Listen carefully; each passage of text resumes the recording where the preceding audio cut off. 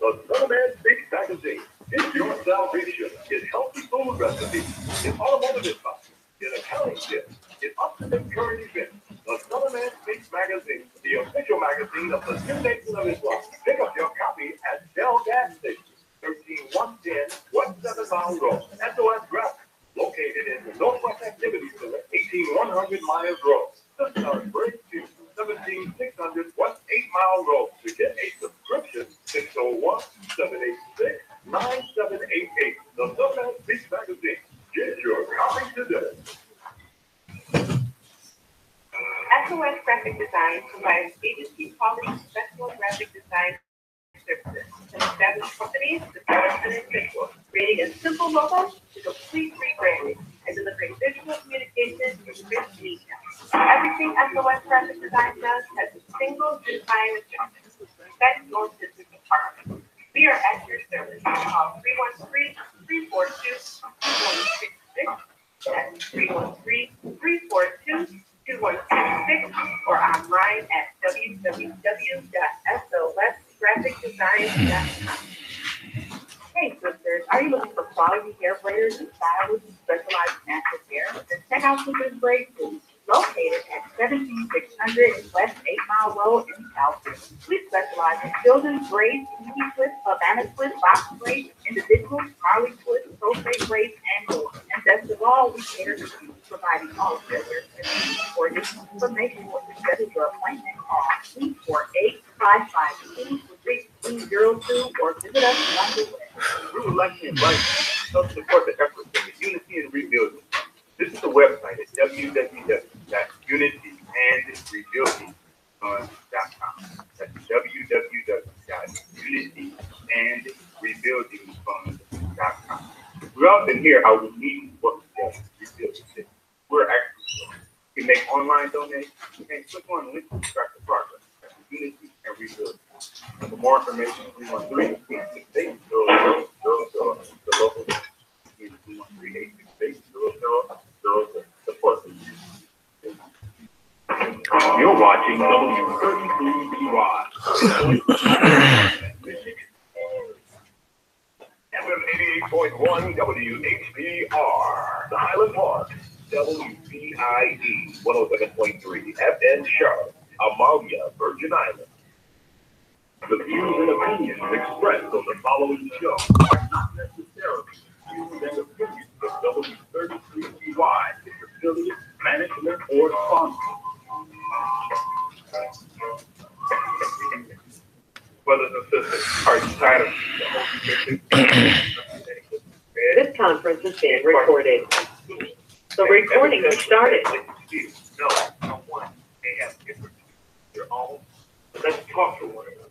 Let's reason with each other on a Scriptural Discussion for the fans. A live broadcast every Sunday at 12. Free. That's an 88.1 with Yard and Comcast cable. So why don't you call and let's discuss the Holy Bible?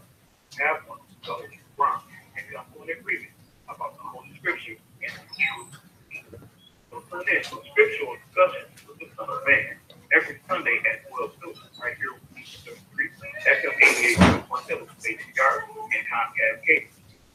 calling live. 868-0342 and 868-0351. Of course, the area code is 3. That's 313-868-4368, 868-0342, and 868-0351. And now let's go live. Scriptural Discussion. Thanks.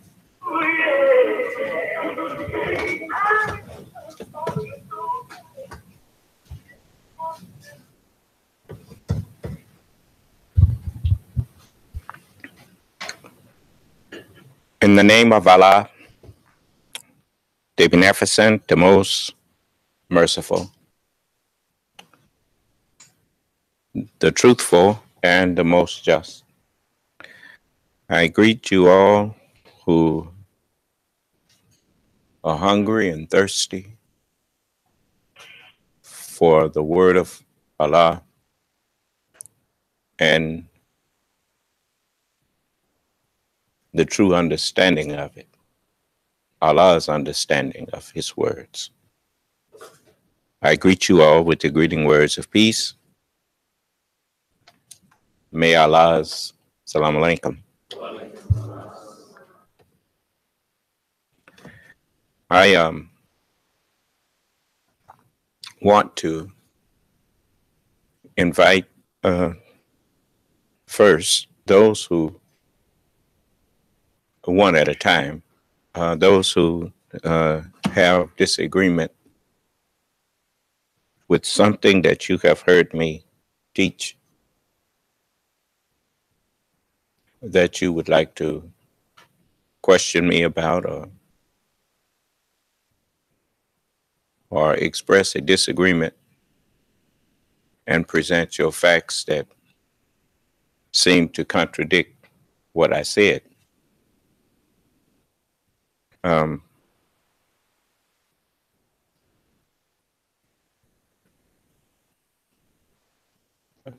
We are not teaching you something that we cannot be questioned on. Whenever you use the term or use the phrase that you are teaching, if you say, and I quote, I want to teach you something, the very nature of teaching is that you must be ready to be questioned about what you say.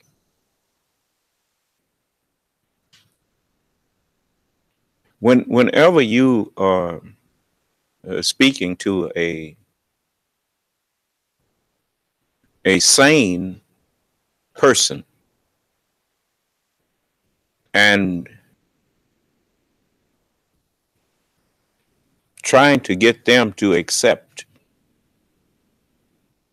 something that you perceive to be correct, and they don't yet perceive it, you can expect questions. And oftentimes, you can expect arguments.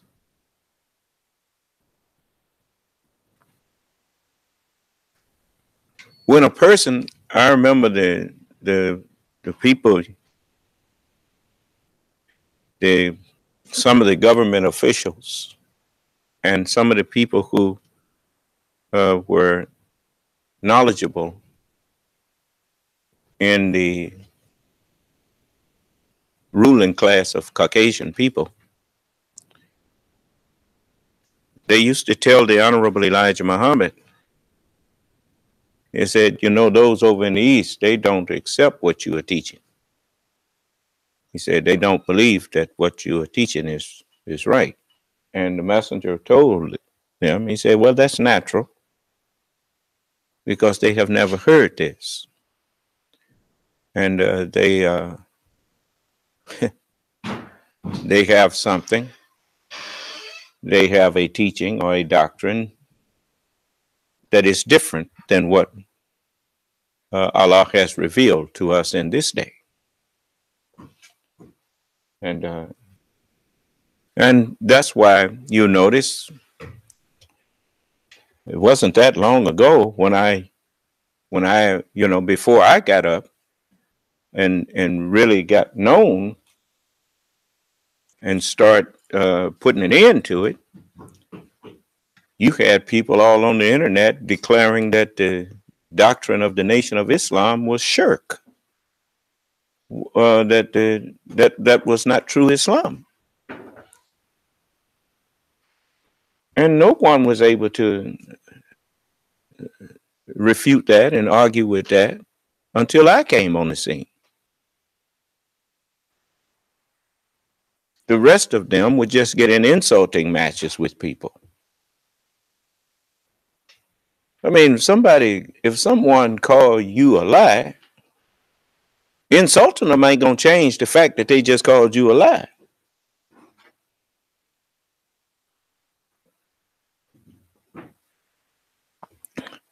Civilized people, if they say that something that you are believing in is a lie, then if you really believe in it, they expect you to present arguments or stop believing in it. If you don't have any arguments to defend what you are claiming is truth,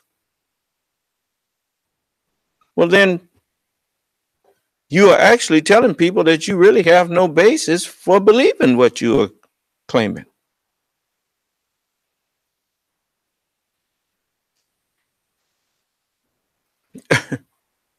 So I'm here, like the Honorable Elijah Muhammad said. He said that if the God of truth will not defend our truth, and the author of wickedness and liars are going to triumph over the truth, then it had been better that we believed in lying if the liar is going to triumph over the truth. Then he said, but he, talking about me, comes out himself to be the champion and lead the righteous to victory.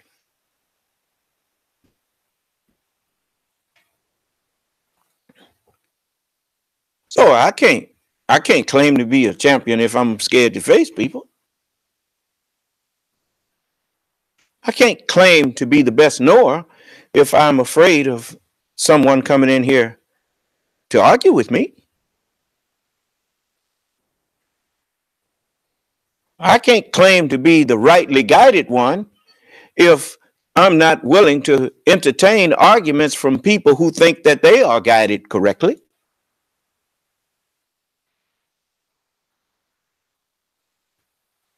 But see, that's the difference in knowing and believing. You have a lot of people that believe they are something that should be followed or respected as a teacher or whatnot. They believe that they are. And you find out that all they have is a belief when someone challenges them and they don't show up. Then you know they don't believe it too strong, do they?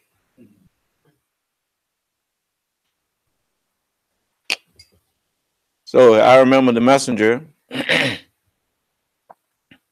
It's just like people, they come in here. They used to come in here. They don't do it no more. As I told you, I was going to put a stop to all that foolishness. Coming in here insulting me and talking crazy to me. You don't have to insult or talk crazy to me. I will hear you. I will let you present your facts.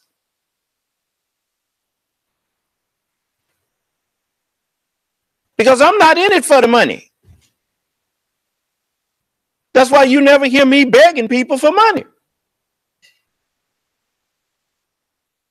I'm not trying to be something that I'm not. I don't even want to be something that I'm not.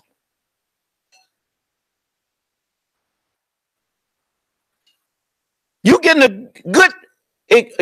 good example of what happens when you take on responsibilities that you don't have knowledge to go along with the responsibility that you have taken on. You got a whole administration from the president to every member of his staff that don't have the slightest clue of how to run this country and how to do the job that they have taken on. And that's only natural. In order for a man, now, if you disagree with something that I say, I will hear you. You don't have to get wind in your jaws. All you got to do is come and unmute your phone and tell me what I said that you disagree with and why. You see, I knew what was coming when you elected Donald Trump. And I know that he wasn't just put in there by the votes of white people. He was put in there by a lot of these people that live right around here with me. And a lot of black people that live in Chicago, Farrakhan included. And a whole lot of people that don't know nothing about leading. I mean, look at the kind of people you follow. You follow people who don't give a damn about you. I can prove that in one question. All of you that's so in love with all of these people that you look up to, come on in here and do like my followers can do. Get that person on the phone and let's talk with them. You so in love with them, I know that you got their phone number.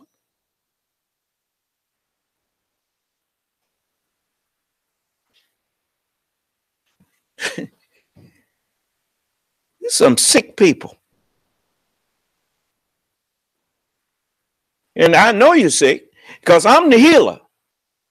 And if you don't let me wise you up, you're going to stay in hell. And it ain't going to get better either. It's about to get worse.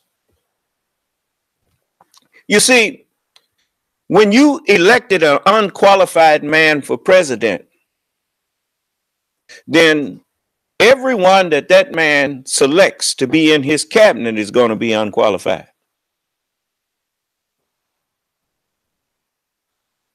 I mean, you notice what he asked the director of the FBI, an organization that even when they, I don't expect to live in a man's house and be what you call disgruntled, as we have been in America. I don't expect the FBI not to watch me, because they know I'm not at peace living in the status of a freed slave that are just granted rights and whatnot. I have the right to vote, whatever, and they have to re-sign all of that stuff and all that. I don't want to live like that no more. And I'm not going to live like that no more. But at the same time, I don't feel the need to burn this man's house down simply because I want to move out. I got to a point where I couldn't stand to live in my own mother and father's house, but I wasn't ready to burn their house down. I just knew I had to get out of there. I got to get out of here. I just can't live like this. And if you satisfied living like this, that's up to you. That's fine. But I'm going to get with the ones who are dissatisfied like I am. We're going to have our own nation. Now you keep on taking and being mistreated. You ain't gonna have nobody to blame but yourself. You almost don't got nobody to blame but yourself now. When people show you that they hate you, why you want to keep on getting up in their face? You ask any of these white folks around here in Mississippi, am I up in their face for anything? I do business with them, I respect them, and I get out their face. Because I know most of them don't want to be bothered with me.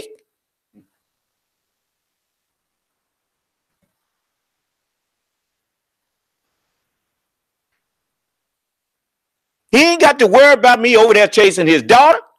He ain't got to worry about me beating up his son. He ain't got to worry about me doing nothing to him. And I bet not have to worry about him doing that to me.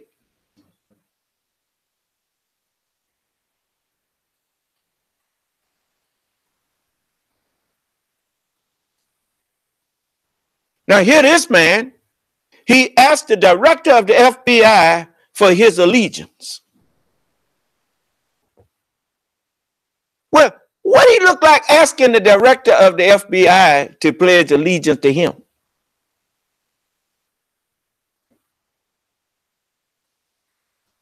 The FBI don't work for the president.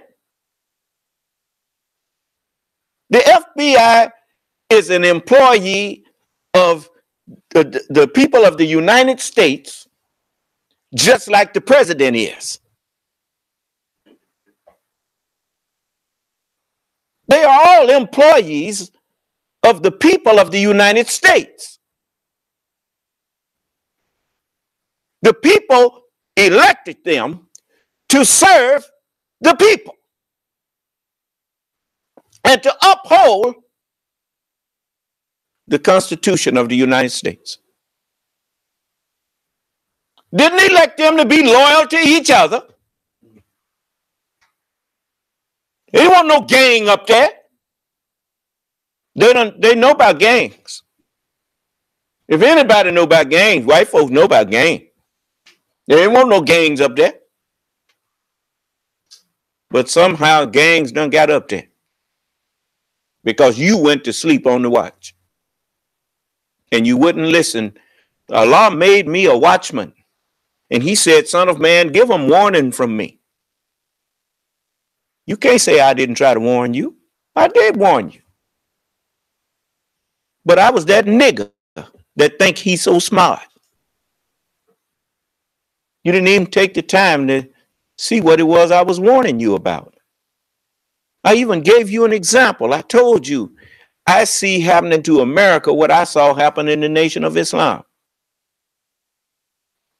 I saw people coming in. Most of the people that's sitting up in Congress, if you all be honest, that's got them up there, you didn't know nothing about them people till you saw them on TV.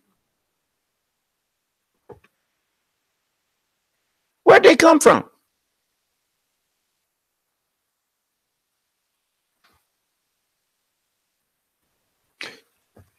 But if Donald Trump went to the head of the FBI and the director of the FBI.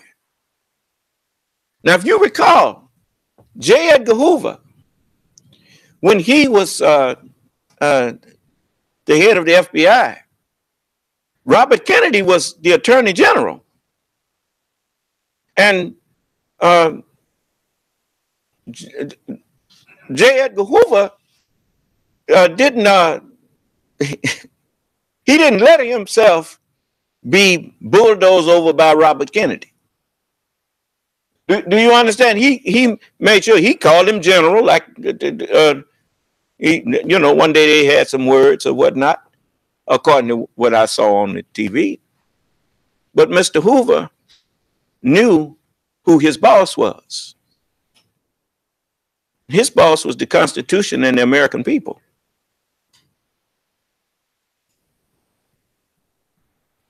I mean, he took the oath to uphold the Constitution. He didn't take the loyalty oath to the Kennedys or to no presidents. That man had seen presidents come and go. And it didn't make no difference who they voted for. Once a president became president, they respected the office, even if they didn't respect the man.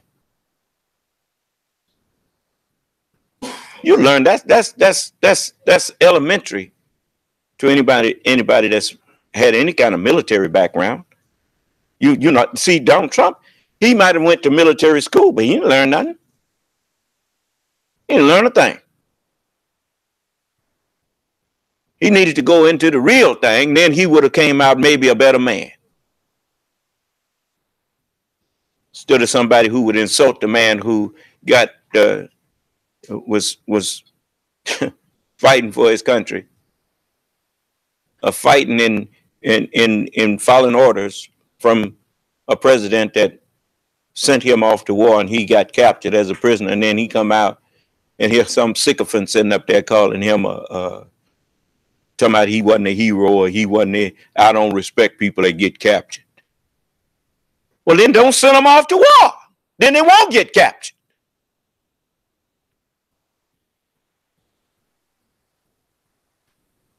It's like a man talking about he want to be a coach on a football team and say he don't respect nobody who get tackled. Which tells you he don't have no business even out on the field. He needs to get up in the stands and stay there. Get up there where the rest of the sycophants sitting up. Get up there where the rest of the fans are sitting up there. I didn't mean it like that. But you get up there where ain't nobody got to do nothing but look. Because all the action really right down there ain't but 22 men down there really doing something. The rest of y'all just looking and running your mouth. But anyway, if he felt that he could do that with the director of the FBI,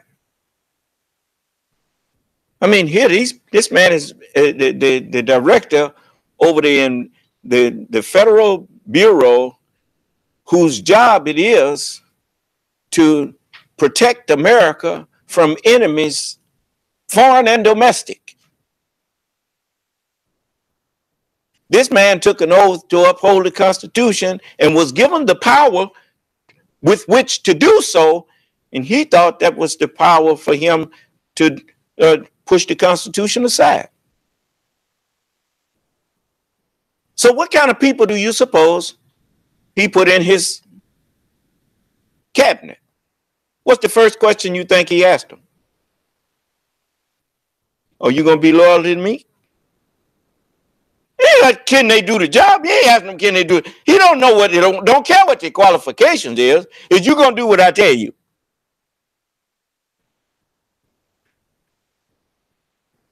But obviously that's what he asked everybody. I mean, he done told that. Or do you have sense enough to see that? But anyway, so he then when he fired people, he didn't bite his tongue. He fired Comey because he wanted to get rid of that Russia thing. That's what he said. What do these news people keep talking about? Was there any obstruction? I mean, he just told you he obstructed.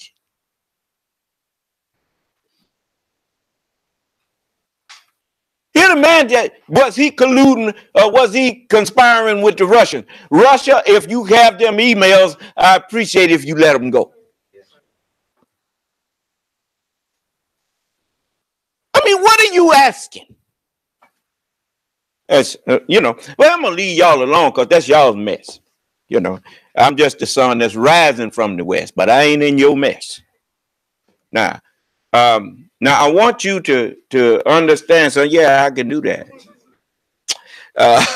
But anyway, I just changed what y'all used to say. But anyway, there's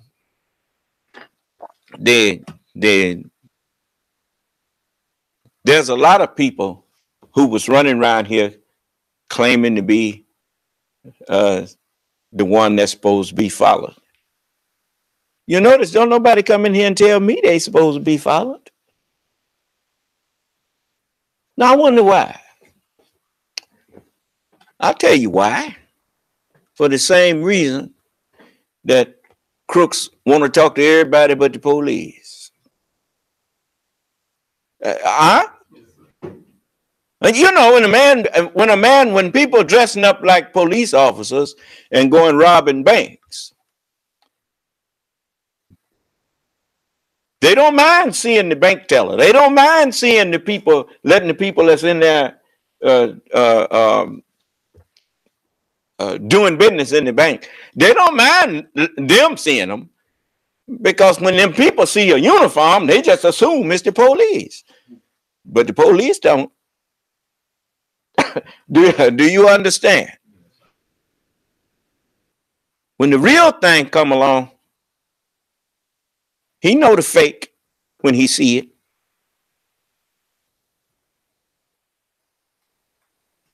That's one of the reasons they have precincts.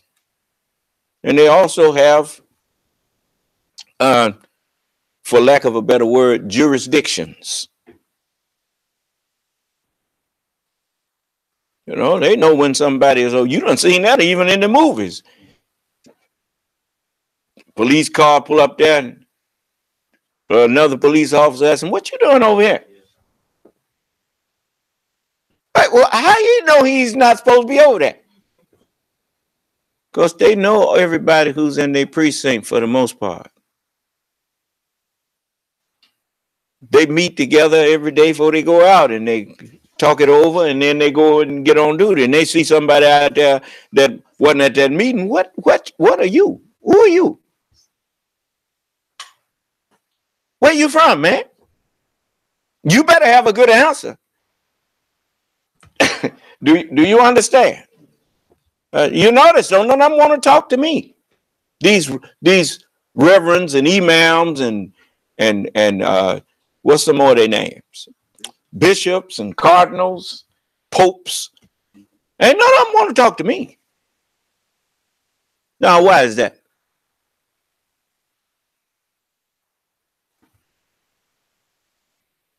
It's because they know I'm the real thing and they faking.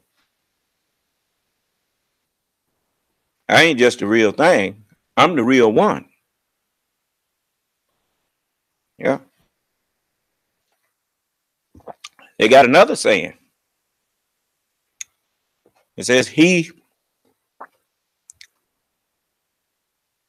who knows or understands not, and knows not or understands not that he does not understand, is a fool. Shun him. Stay away from him. Right? He who knows not or understands not, and understands that he understands not, is a child. You know, that's the one thing that you have to give children. When you catch them in something they ain't got no business doing, and you ask them, why'd you do that? First thing out of his mouth, I don't know. I don't know. I don't understand it myself. So you can teach him. You can teach him. You see? But then it says, and he who knows, and knows, he who understands, and knows or understands that he understands. Now, he's wise. You better follow him. So I'm saying to every human being on this planet, you better follow me.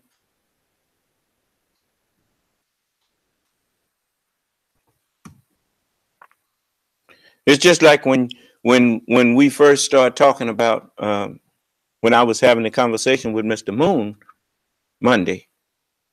I know the first thing that you thought I was going to do was try to make fun of him because he was talking about time travel.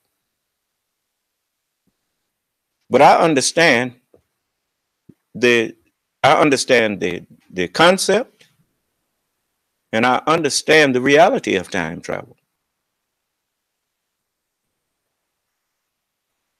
One reality of it is every time you read a history book, if you really get involved in that history book and it's a true book, you have been transported back in time.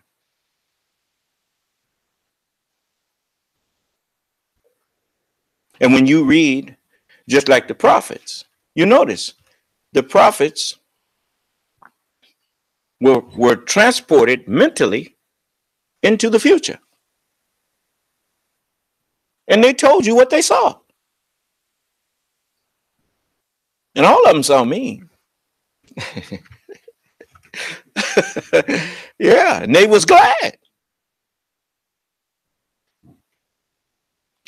So, so I wasn't going to make fun of Mr. Moon. I just talked to him on the level that he would understand that I knew that it's more, words have many meanings. Most people, they think words only have one meaning. So whenever you talk to them from the broader meaning of words, most people think you crazy.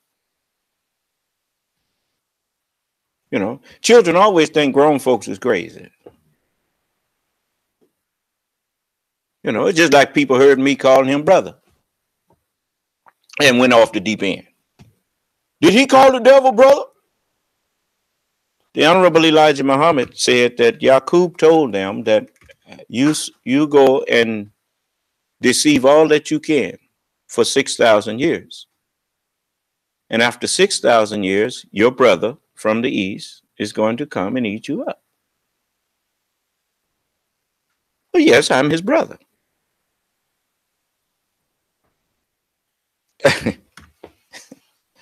So, I mean, you're the one that don't understand. You're never going to know what I know unless I tell you. So the book tells you that you have to believe in me. It doesn't say you got to know me. It says you got to believe in me. It says you're supposed to know my voice. I mean, how long you done had these scriptures here? 4,000 years? By now you ought to recognize the word of God.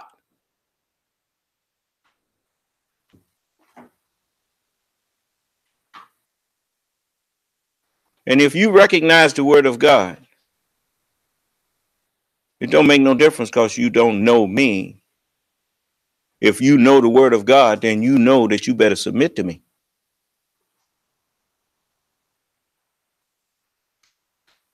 Because I didn't come to you with words from a stranger.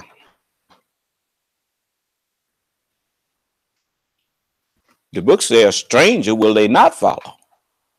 But y'all follow all these people that ain't got no. I ain't read nowhere about no Jehovah's Witness in the Bible. I ain't read nowhere about Scientology in the Bible. I ain't read nowhere about no Mormonism in the Bible. I ain't read nothing about no Catholics in the Bible.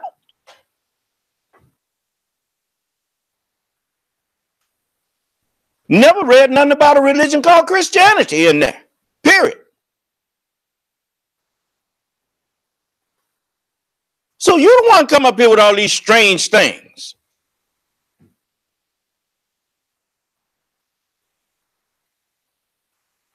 But I've read about Islam in the Bible, and I've read about Islam in the Holy Quran.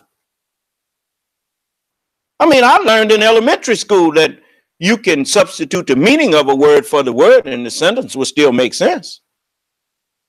All of our lives. I mean, one of the first prayers that I learned was the one that you called the Lord's Prayer. And I'm going to change that a little bit for you to show you that I'm the Lord. You can't change it because you don't know what it's talking about no way. But in the way you were taught to recite that tells you that Islam is God's religion. You say, thy will be done on earth. Then you go look up the word Islam, and it means entire submission to the will of God.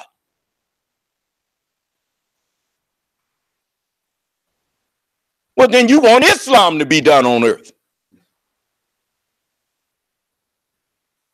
It's going to be done whether you want it to or not. That's what I'm here for. And everybody that hates me and hates Islam, and that is synonymous. If you hate Islam, you hate me. If you hate me, you hate Islam. You soon ain't going to be sucking air on our planet. Yeah. Now I remember the messengers, he know he had to wake me up like God had to do Moses. Moses was scared at first. Before it was over with, him and God was laughing and talking as brothers. And he said, the Lord told Moses when Moses come back shocked at what happened when he went to Pharaoh. The Lord told him, say, see, I made you a God to Pharaoh, and Aaron, your brother, shall be your prophet. Think over that. Well, the messenger told me, he gave me little hints. He said, who can successfully oppose Allah in Allah's time? You notice, ain't nobody able to oppose me now because I'm in my time. And you can either profit by me being here because I don't mean none of you no harm. All I want to do for you is good. I remember the youngsters got that saying. I hear these youngsters now, hey man, what's that? It's all good. Ain't that what they say? It's all good.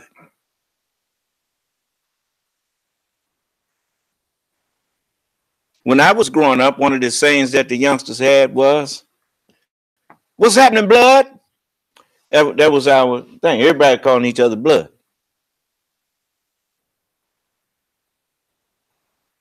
All human beings on the earth were made from one blood.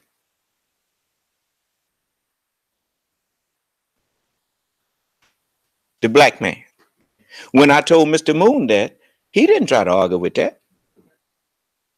Even when I told him that one of his scientists, Mr. Gregor Mendel, he told the scientific community, he bore witness that light skin is recessive. You know what recess is. The root word of recessive is recess. When you was in elementary school and they said recess, what did that mean? You was going to come out of school.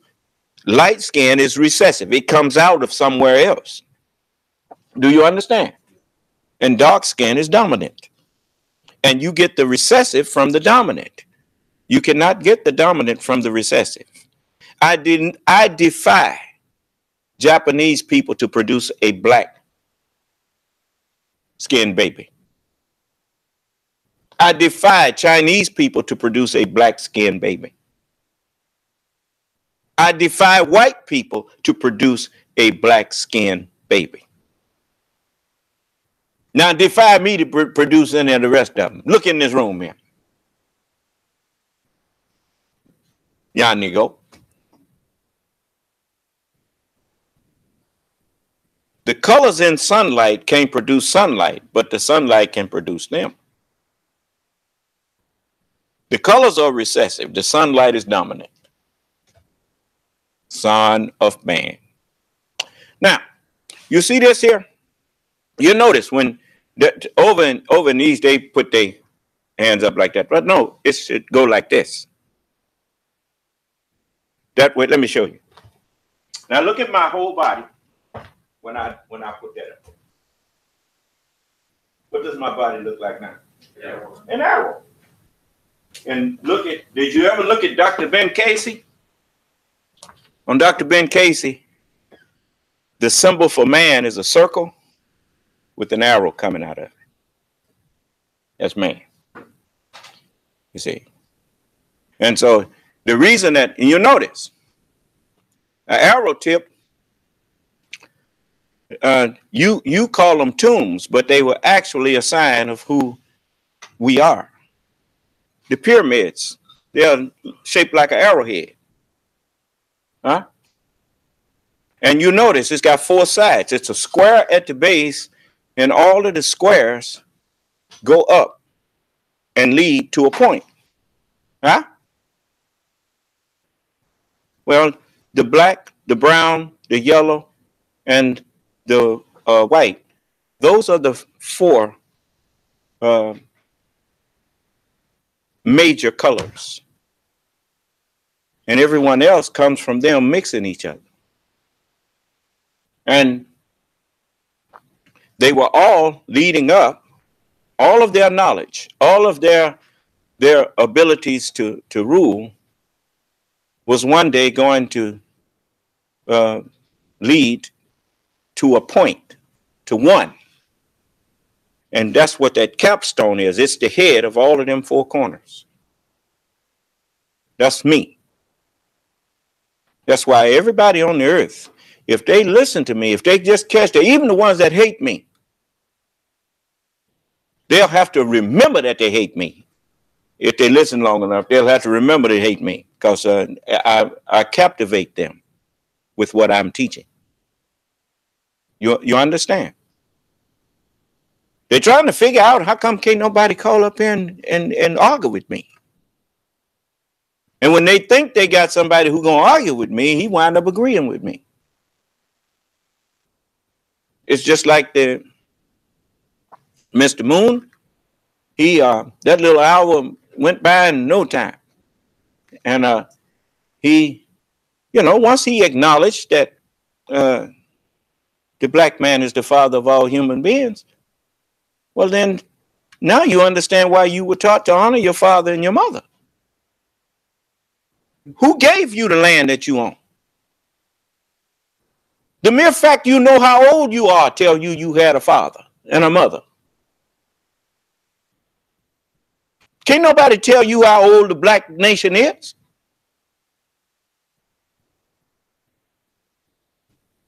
But those who are ruling us, the ones who've been ruling, how do you know who they are? Because we the ones who came and told you that we started counting over 78 trillion years ago. You didn't know nothing about that. But that knowledge was kept a secret. You see? So now it's time that everybody knows the reality of God. That's why when people turn their nose all up and push their mouth to one side, when they hear me stand up and tell them that I am the Lord and the Lord is God. That's what the book teaches you, that the Son of Man is the Lord of the Sabbath day. Then then I turn around and ask you, okay, who is your God? Where is your God? You don't know what you worship. And Jesus told you that a long time ago. He met that woman at the well and told her, woman, you worship that which ye know not what. We know what we worship. And you worship that which you know not what. That's why you get mad when somebody starts questioning you about what you claim to be worshiping. Then you fall out with them. Talking about, I don't question God. You just got to believe it. That's what all con men say. Don't question me, just believe what I said. But then I got an answer for that. That's why they don't talk to me. So, God don't want us to question him. No, God don't. You don't question God. Who made human beings? They say God did. Well, if God didn't want us to ask no questions even of him, Why did he give us a brain and make us so inquisitive? That don't make no sense to me. I'm trying to figure that out. Why give us a brain? Why not just make us like a dog? A dog don't ask no question. A horse don't ask no question. A bird don't ask no question. The only one walking around here asking all these questions is man.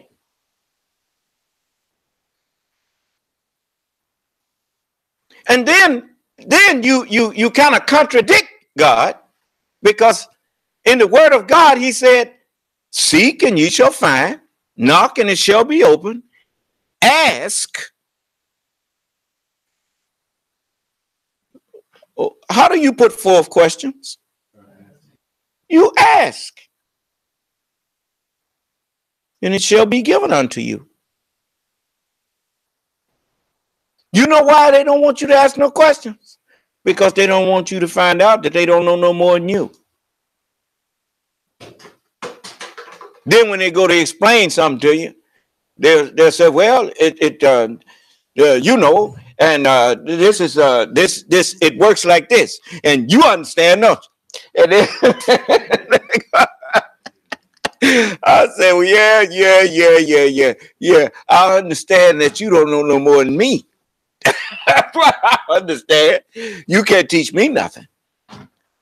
The blind can't lead the blind.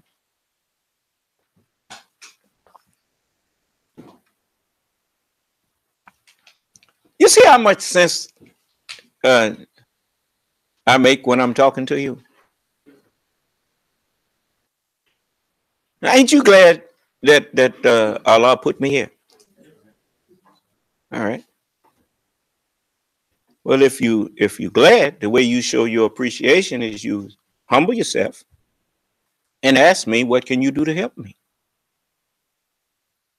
And then you will discover that I didn't lie to you. Because the only thing I want you to help me with is what I'm trying to do to help you. Let me show you. I mean, I ain't lying to you. I got proof of what I'm saying. Let's get it up here. I want y'all to pay attention. Now, we you know what we was doing up there, what we doing up there in Detroit, right? Like I told you, we wasn't telling you everything that we had going on, but we got other things that we have to be doing too, because I want to help all of you all that have business sense. I get tired of hearing white people call us lazy. I get tired of every time you hear the unemployment rate is ours is always higher. You know why ours is always higher? Because we don't make no jobs for ourselves. And when we try to make jobs for ourselves, white people, y'all are culpable, because when a black man try to open up a little market or something, you don't give him the same break that you give your people. You don't have the same wholesale price for his little store as you do for the stores that you and your people open up. You wrong, man. I wouldn't do you like that. That's why Allah is replacing the mind that's in you with the mind that's in me. Everybody that's got the white man's mind, you on temporary assigned duty. You always was. 6,000 years worth. Until I showed up. Now that I'm here, this mind that's in me is greater than the mind that's in the world. And it's about to remove that mind. And if you don't let me put this one in you, you're not going to have no mind.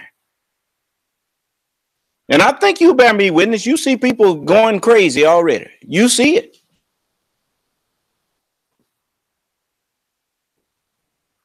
And the only thing that's going to happen is going to escalate.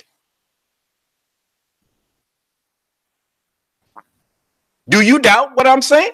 Come in here and tell me you don't believe it.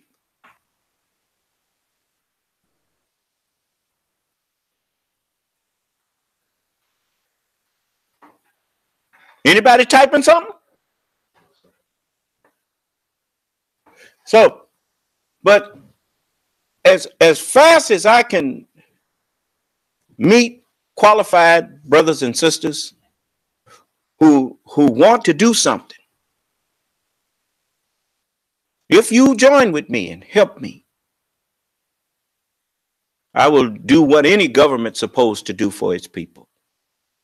I remember when America was getting set up, the government was offering to give people land to come and settle. And white people used to help each other build their houses and barns and whatnot, and was glad to have new neighbors. They worked together and built the greatest nation that had ever existed up to this time.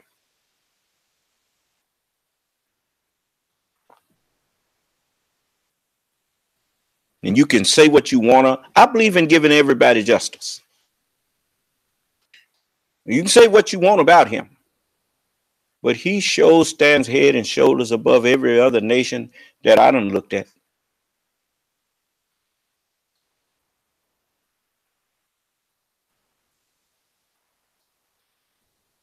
He took civilization as far as he could take it. That's all that was in him. He couldn't give you what wasn't in him. I mean, he been telling you all his life that he the devil. Well, speak of the devil. He the one said that.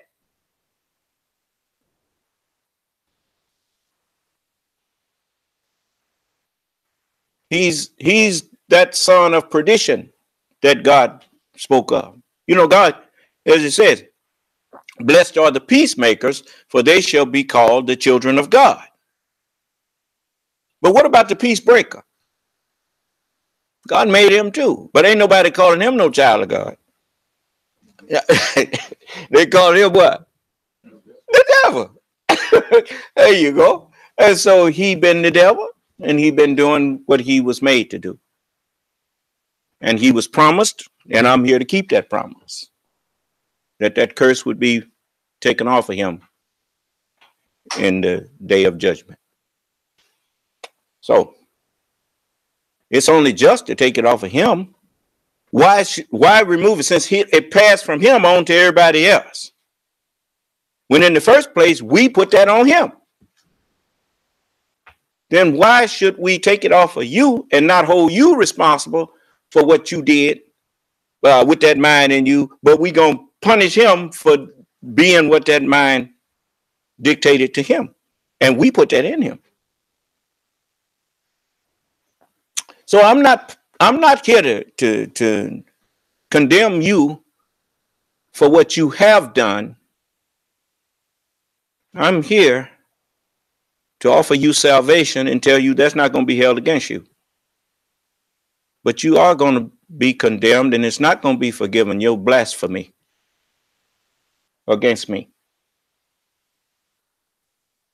You call these books Holy Bible and Holy Quran because of the words that's in them. Then whether you like it or not, the mind that's in me that's composed of these words is the Holy Spirit. And blasphemy against the Holy Ghost not going to be forgiven.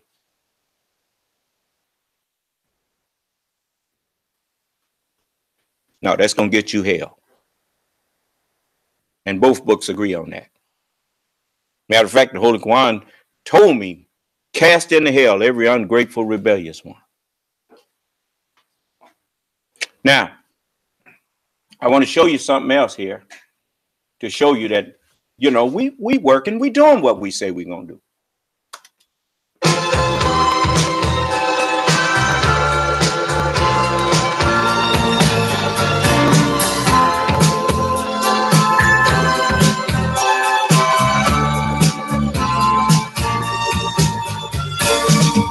Sit in church, yeah, I don't understand why we pray to a Caucasian man.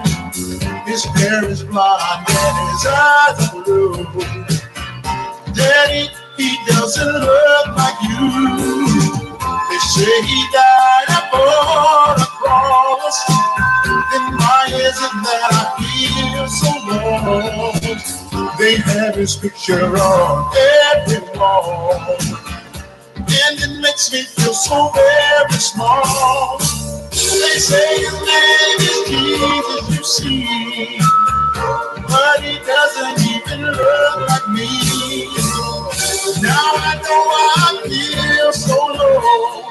He looks like the slave I still so long ago.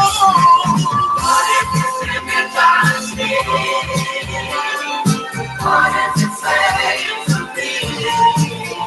Do these images portray it all? Or is it a picture in my mind? Oh, somebody tell me, do these images portray divine? Oh, will somebody tell me, do these images portray divine? Should we give him everything he had? So an image we two can share wouldn't solve world disease. It may be somewhat to the harmonies. Exodus 20 verses 4 and 5 says, don't make graven images of the Lord of high. The first commandment Moses brought to thee, thou shalt have no other God but me. And I want you to know that I'm just as proud as I can be of all these brothers that have finally woke up and ready to work together for their future. I'm proud of every brother and sister that's with me. We don't have to try to reinvent the wheel. We see Caucasian people doing this all day, every day. We see Japanese people build up them a beautiful homeland and even got them a factory right here in Jackson. We saw it come up. We watching the whole world. The Chinese people are industrious people. The Vietnamese people, we got a few of them here, industrious people working together. And if we won't get together and work together and have sense enough to know that we need one head,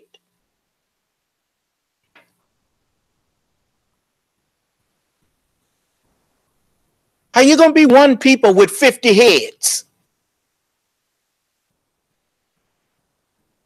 There ain't but one president of the United States.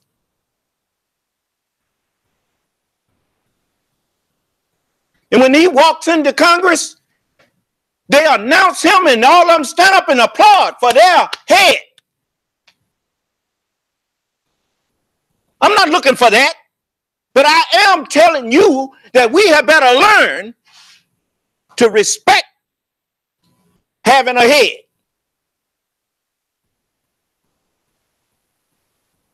Because we done seen what happens when you ain't got no head.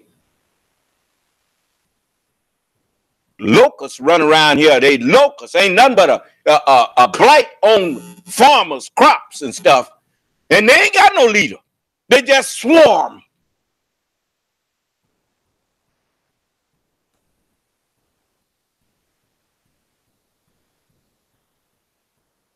Stop listening to these people who can't seem to kick slavery out of themselves. They won't let nobody take it out of them. You just want to stay a slave.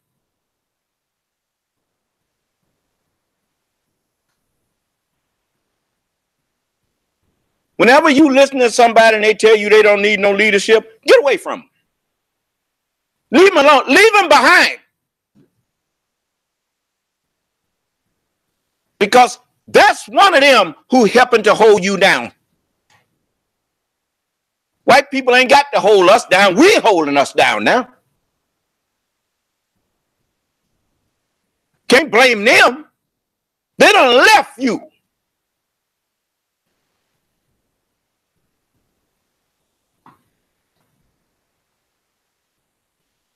Now you doing to yourself what they used to do to you.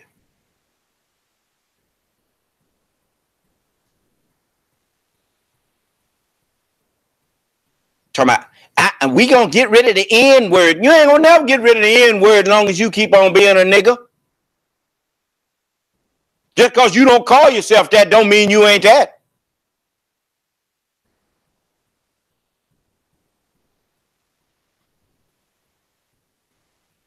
So I was looking at Brother Morris and Brother Calvin, and we had some of the other brothers. People see you doing something, they come. Huh? Brother Michael standing up there, he went and found the building. You know, I'm just pleased that you got sense enough to take advantage of me. Why you let a man with all this talent be in your midst and don't want to use him?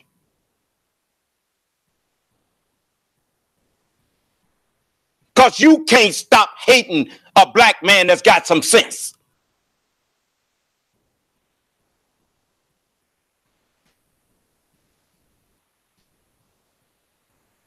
You better take advantage of my presence among you.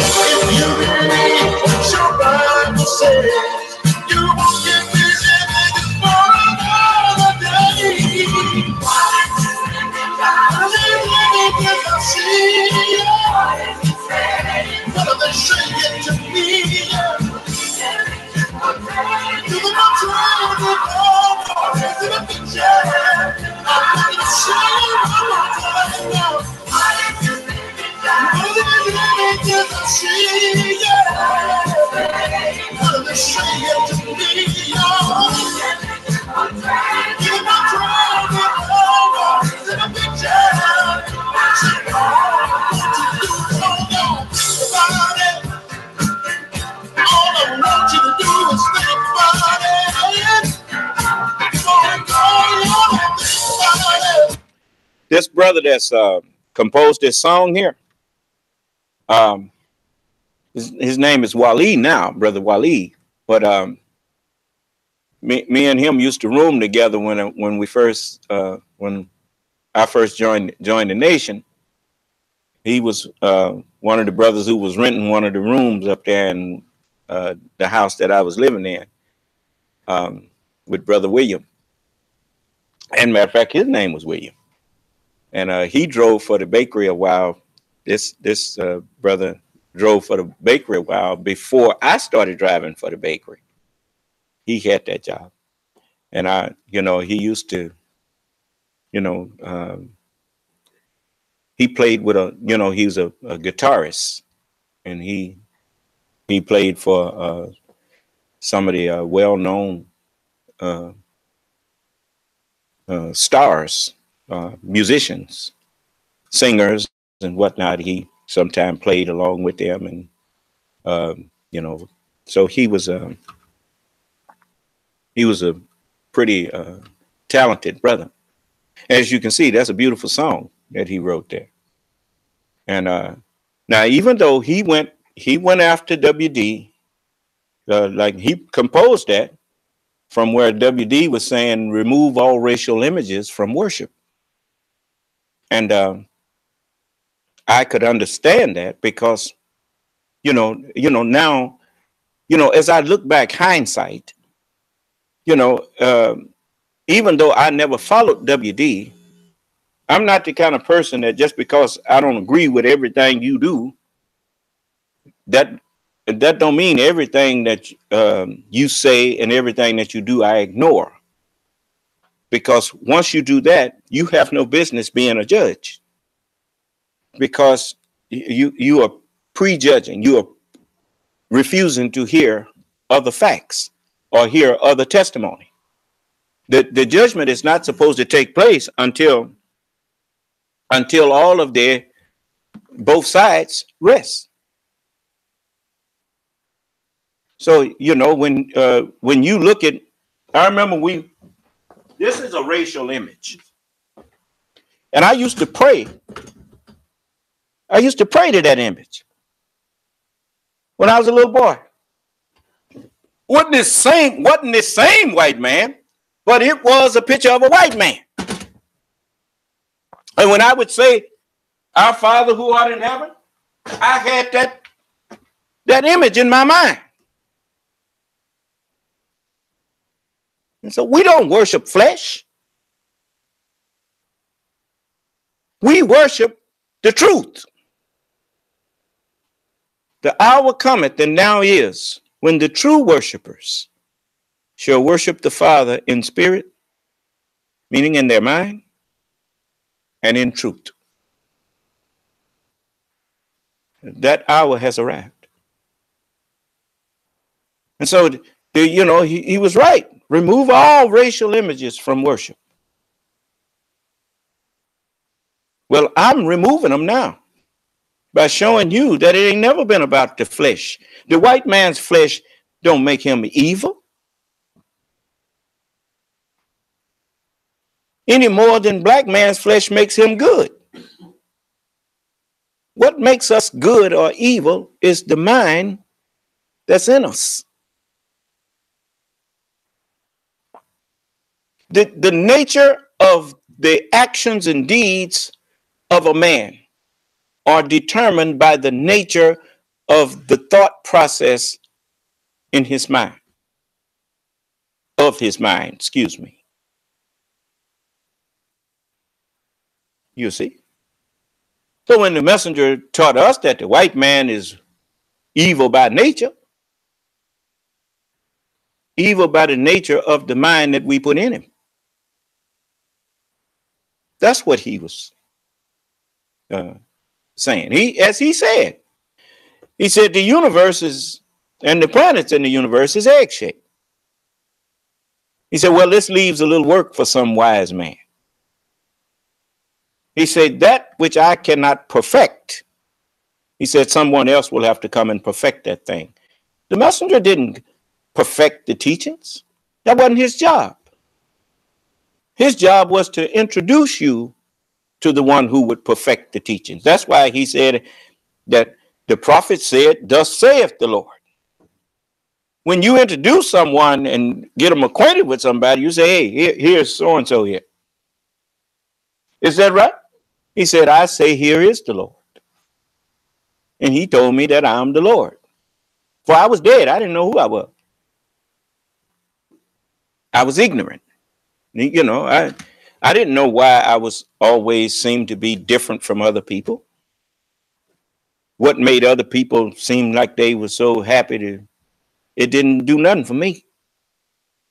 But I understand now. I never was of your world.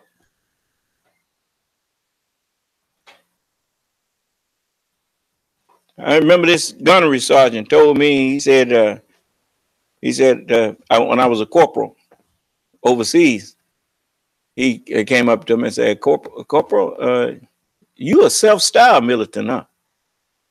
I say, if you mean I pick my own friends, I say, yeah, I pick my own friends. Don't nobody tell me who I should and should not like.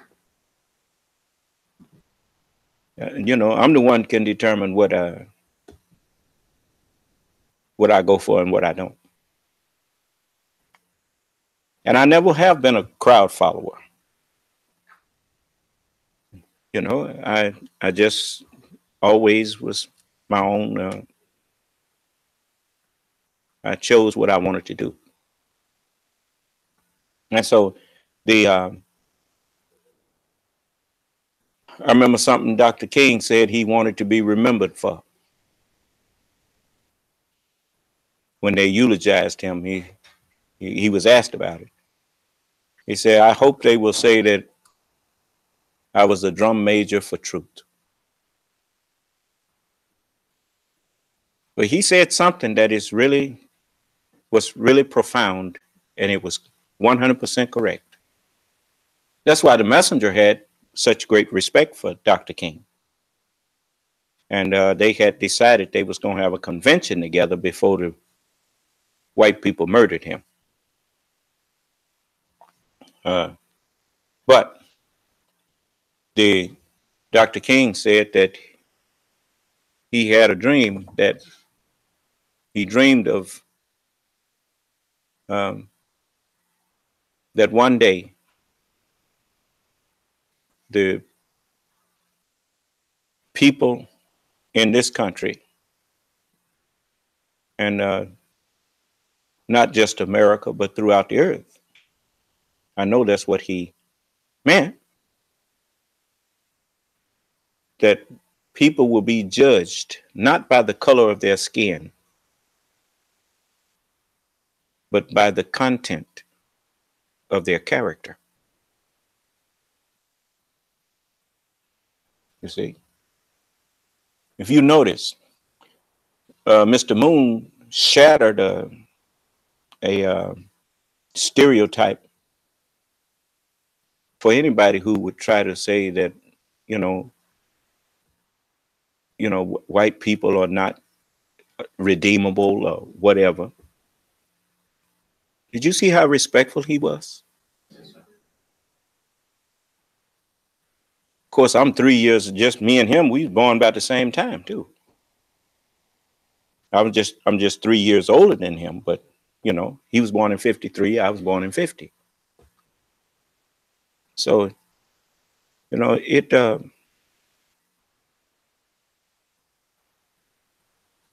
that's the kind of thing that I was hoping that everybody paid attention to. That when you listen to truth, pretty soon you forget about what color the person is that's doing the speaking. It's all about what's being spoken.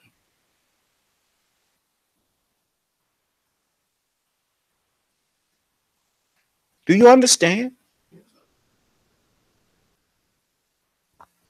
So, if you think that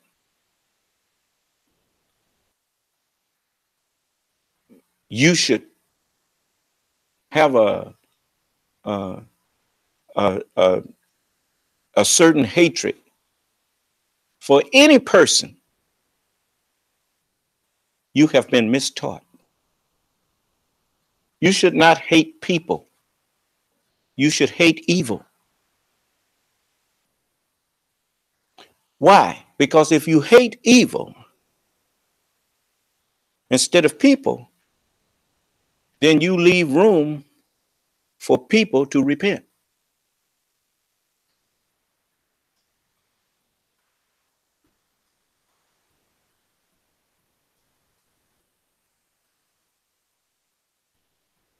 You always leave an enemy a way out if you are a righteous person.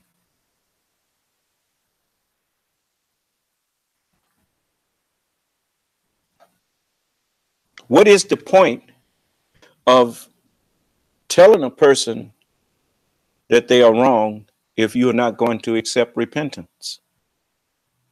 Just go and do what you're going to do.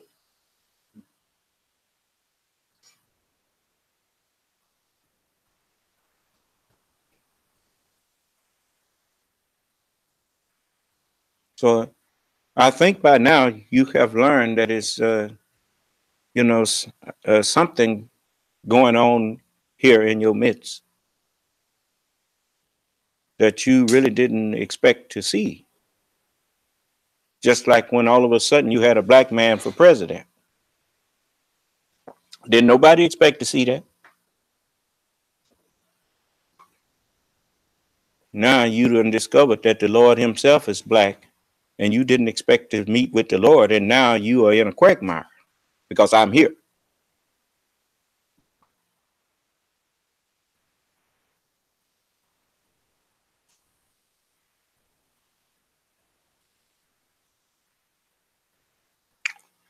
Last chance.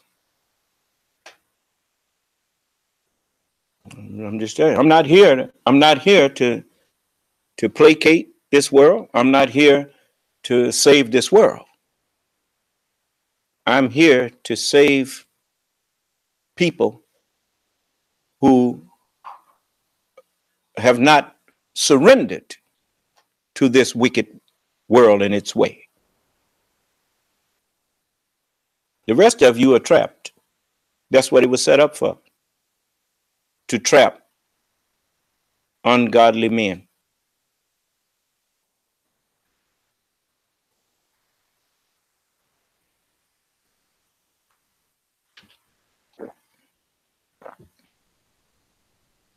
When they trying to, I don't know too much about farming. Only what I've heard. Whatsoever he shall what, whatever he shall hear, that shall he speak. You know why it says it like that? It's because I never took part in this world. I just don't take part in it. What you hear me talking about is what I heard about it. It's like God in Sodom and Gomorrah. I'm going down there to see if the cry of it is as bad as I heard. No. I experience things that you do that I'm not so proud of. But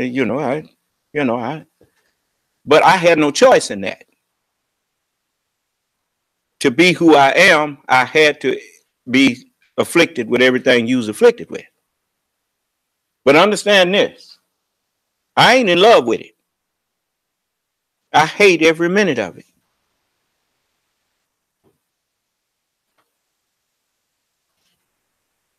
So they got a goat they call a Judas goat, I was told. And the sheep followed the goat into the trap, but the goat jumped over it. He was trained to jump over it.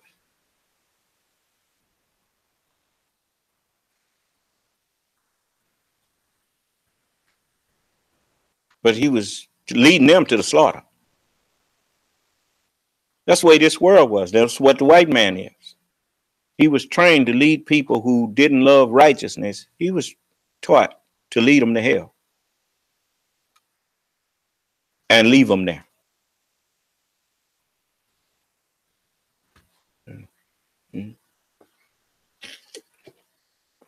You see, he ain't saying nothing. He know he ain't got no business coming in here talking crazy to me. I'm his Lord as well as yours. And you had better start respecting me as such. You can't, it's just like with babies. The baby, when he boo-boo and go on himself, you just have to clean him up. But when he's able to, once you done had him a while and he can walk and talk with you and come to you and tell you, I need changing.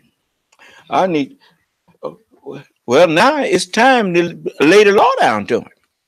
Huh? That's why the messenger said if you was wise enough, the very thought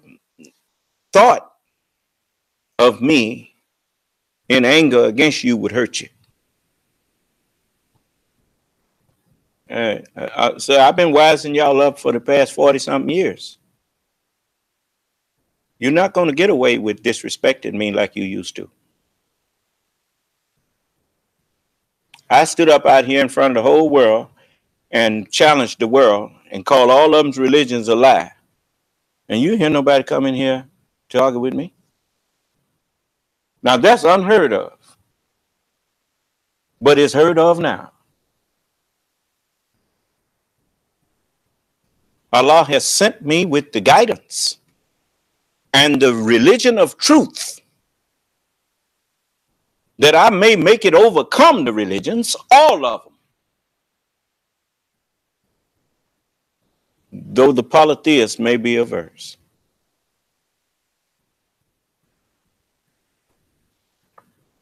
The right religion with Allah is entire submission to his will. Islam.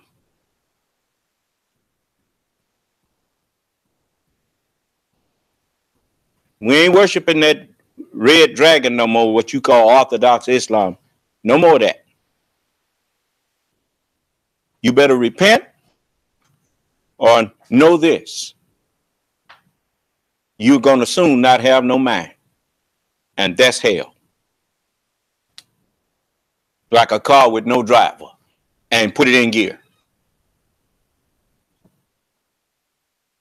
I guarantee you, you put a car in gear and put no driver behind the wheel, it's a foredrawn conclusion of what's going to happen to that car. And it's a foredrawn conclusion of what's going to happen to every one of you all who reject me.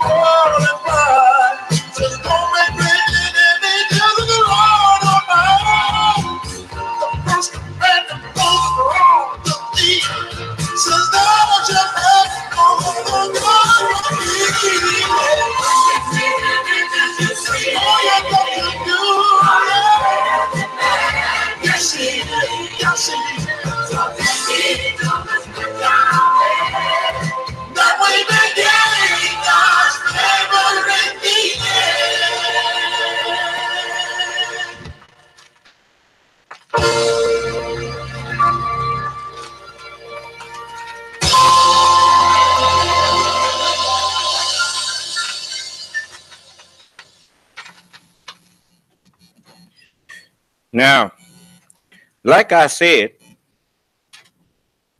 we don't want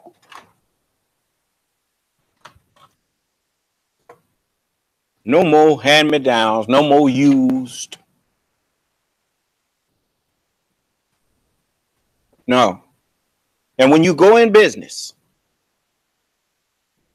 you take a lesson from a man that knows something about business. You can claim white people to be a lot of things, but he ain't no slouch when it comes to business. He goes in business and he works hard to make himself successful.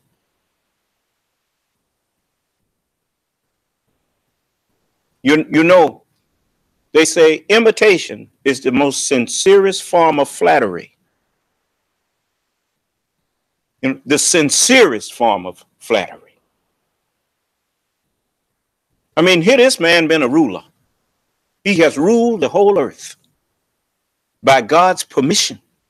Allah gave him rulership.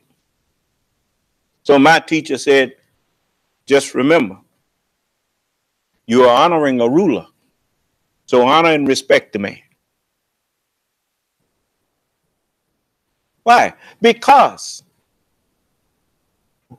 if you ask the average person, what's the name of this little creature here? What's the name of that little creature? If he be honest, he got the name of it mostly from this Caucasian. That's what he was made for, to catalog the creation. That's one of the things he was made for. We gave him dominion to do just that. And then ordered ourselves to make to yourselves friends of the mammon of unrighteousness. Why? Because we want you to learn something. Learn all about the physical universe. And once you learn all about that, you're going to discover that with all of that learning, you still are an incomplete human being. The one thing that the white man couldn't teach you was the way of peace. That's not in him. The way of peace is in the books that he could not explain and could not teach. The way of peace is solely and wholly with Allah. So what profiteth a man to gain the knowledge of the whole world and lose control of himself? Lose his soul. Yeah. You see, you know, for the most part, rich people don't live no longer than poor people. Well, it's the truth.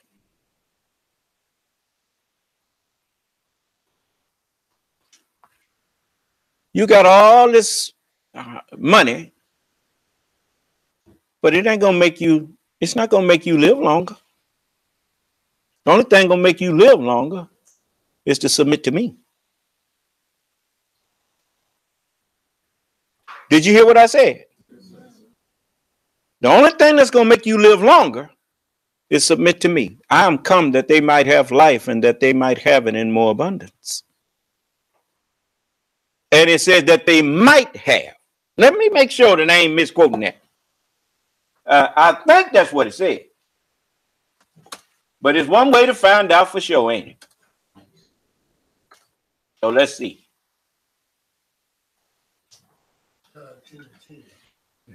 See, somebody done found it already.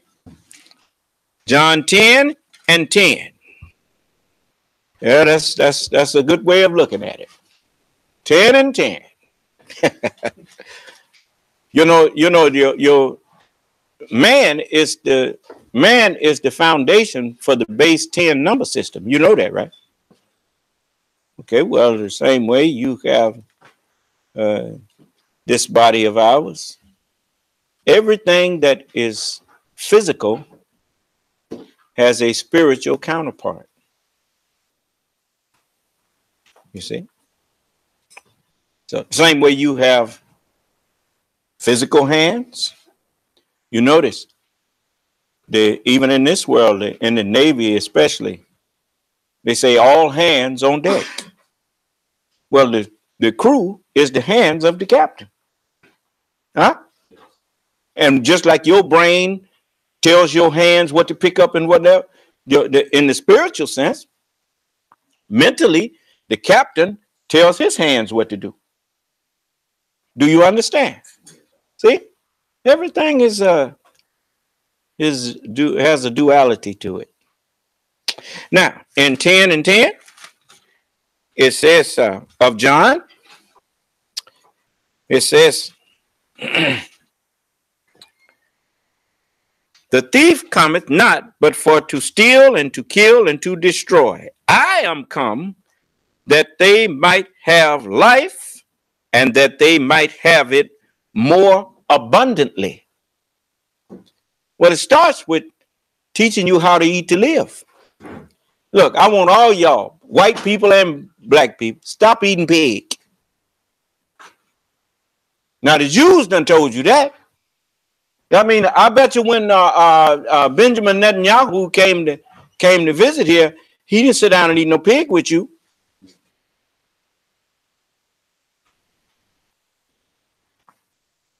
Stop eating pig.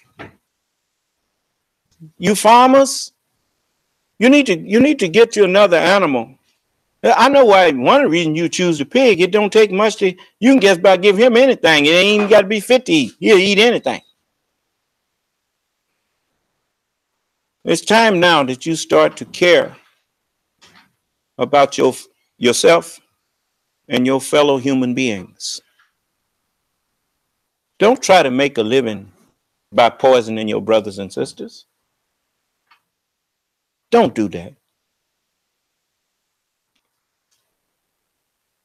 Let me show you how your lies catch up with you. You know, you notice everybody doing it now. They're using these tools, television and recaps and all that kind of thing to catch people in their lie. Didn't the scripture say every idle word that men shall speak, they're going to get caught in? They're going to give account of it in the day of judgment. Watch this.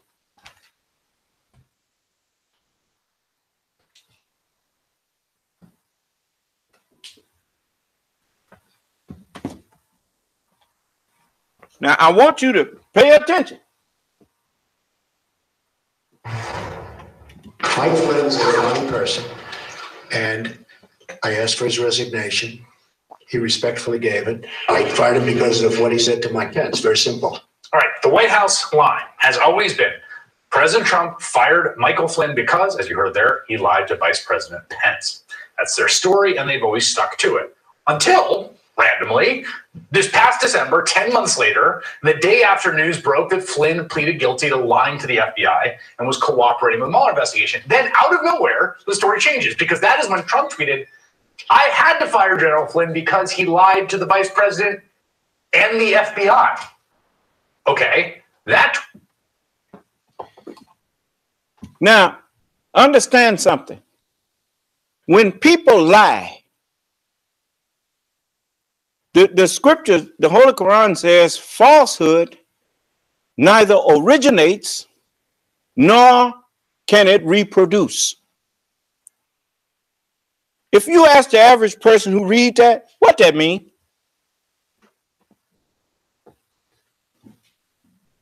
I mean, they run around here spouting scriptures, but they don't know what it's talking about.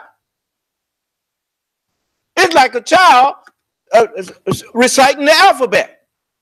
And when he get through, he go to grinning and expect you to clap for him. Ain't that right? Yes. But if you ask him, what that mean? What spell your name? Then you hurt his feeling. Huh? He recited the timetables. Once he get all the way through the 12, it's not quite to the 12. They ain't learned them all yet. Yeah, and what's 2 times 2? Is that 4? He said, well, what's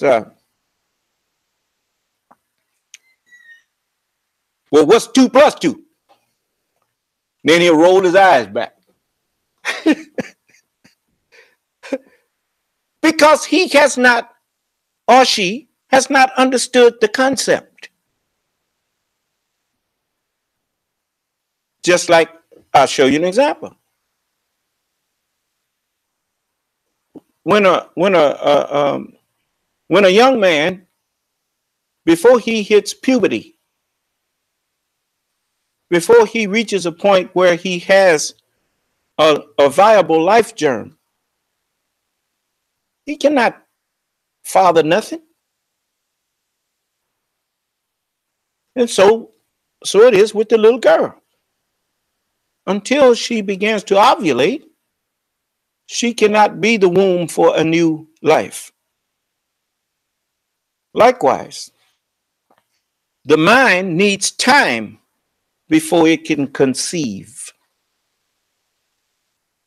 Do you understand? The brain needs time to mature and be able to grasp and conceive and hold on to thoughts. Okay, now back to that question I asked you. Why is it that Allah creates and then reproduces? And falsehood neither creates nor can it reproduce.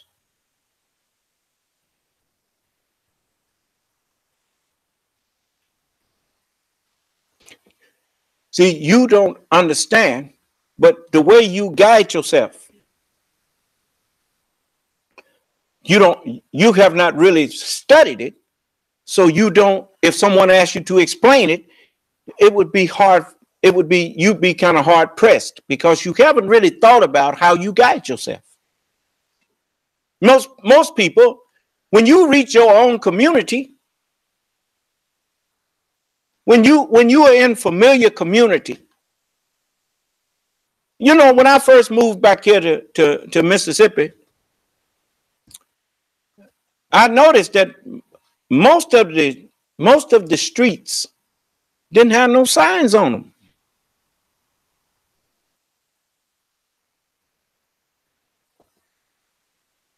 And then after I thought about it, because at first I said, how do these people finding everything around here? And ain't no signs on no roads or nothing. And some of them got signs on them now. But the fact of the matter is, when I was in LA, even though the streets did have signs on them, I wasn't really paying no attention to no signs. Don't nobody in their own community be looking for no sign on to find out where their street is. Most of the way we guide ourselves is by landmarks. We even sometimes we even know it by the way the sidewalk look. You'd be surprised how many things you got that identify to you where you are. Huh? We just never thought about it. Now, likewise, when you tell a lie, that's something you made up that has no connection to anything. And the way we guide ourselves, it's just like if a whole neighborhood gets burnt out and the sidewalks and the things get all tore up, people would have problems finding their street again.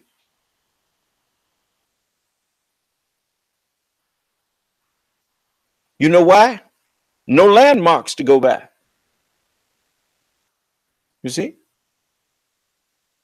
So, I mean, even the ships out at sea, they guided themselves by the stars. Something that they could steer by. They knew what direction they was going by, how the stars were located when they look at night. And then in the daytime, they had their compass, and they would go by the stars and the compass. Do you understand? But because there ain't no landmarks on the sea. So the same is with, you see, when you know what we call reproducing, recalling. The reason you are able to recall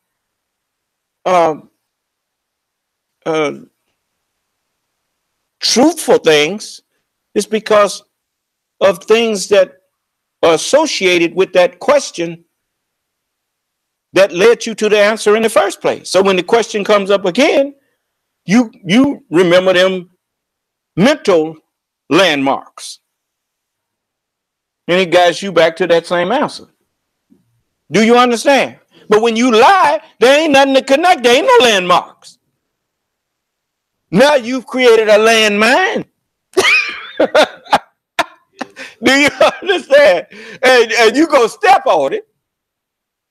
As we used to say, he boo-booed and fell back in it.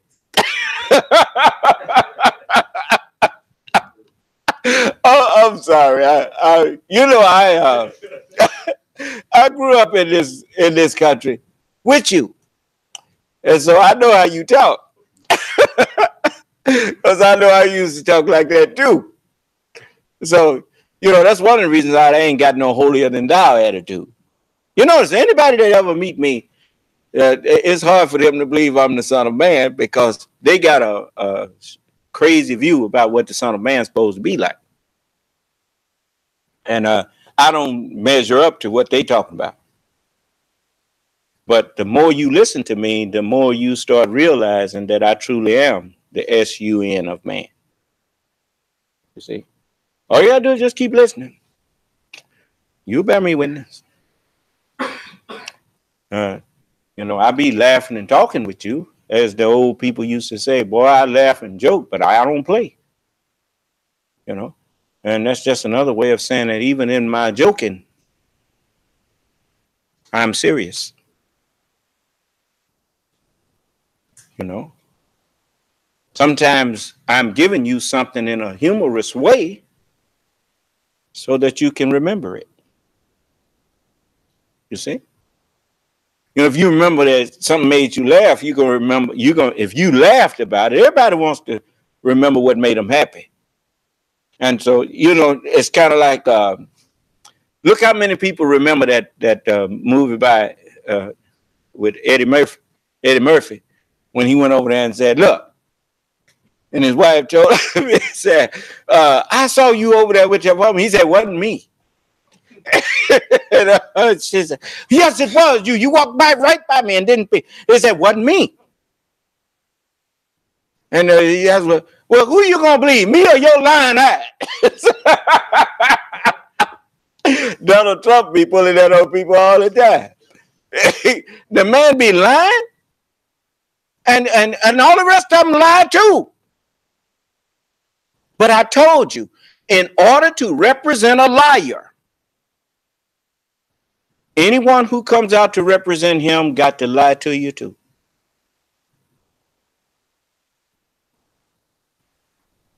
You know, and it shows what kind of character you have. If you want to trap liars, you have to put a liar out there and see who follows him. I don't care how mad you get. You can get mad at me all you want.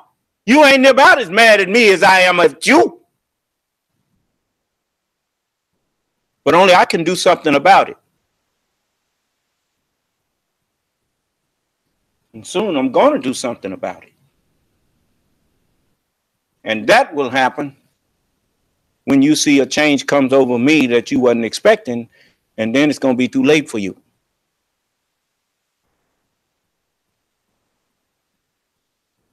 Oh, but listen to this.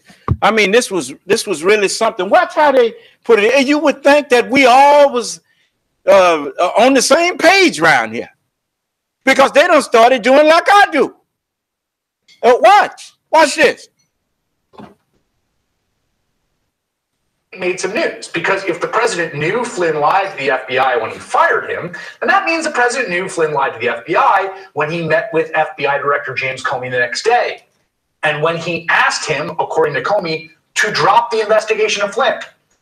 That moment, asking your FBI director to not pursue a criminal infraction you know happened, well, that sounds a lot like obstruction of justice, which might explain why, soon after that tweet blew up, Trump's lawyer, John Dowd, rides to the rescue, making the somewhat implausible claim that he wrote the tweet. No, not Trump. It was this lawyer out of nowhere for no reason who just decided to tweet in his client's name who made this sloppy and unfortunate mistake. Okay, sure.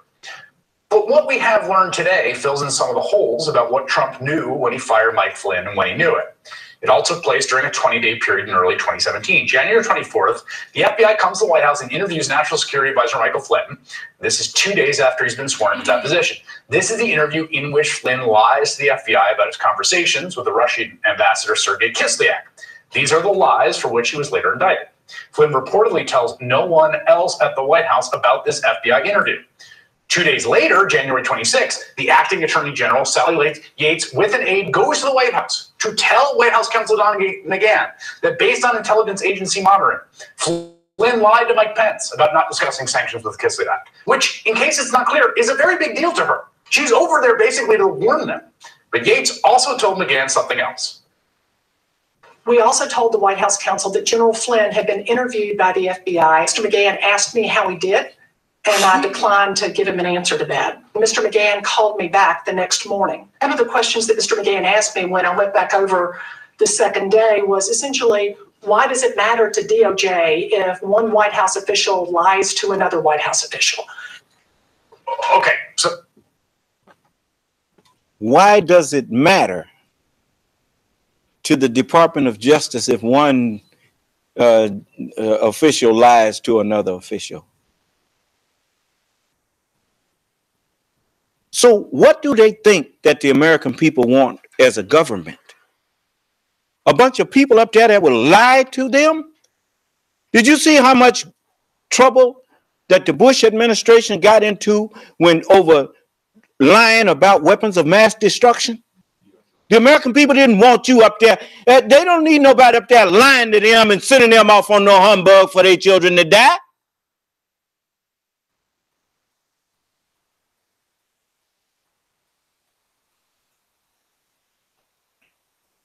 You know, how are you going to uphold the Constitution if you are a liar?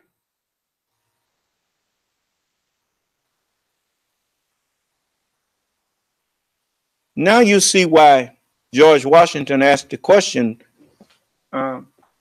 Just a moment here. I think I got it right here. You know, he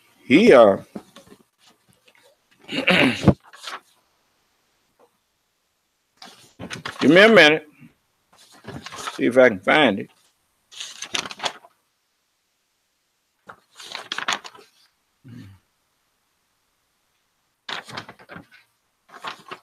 Which one of y'all got a complete one? I don't think mine is complete here.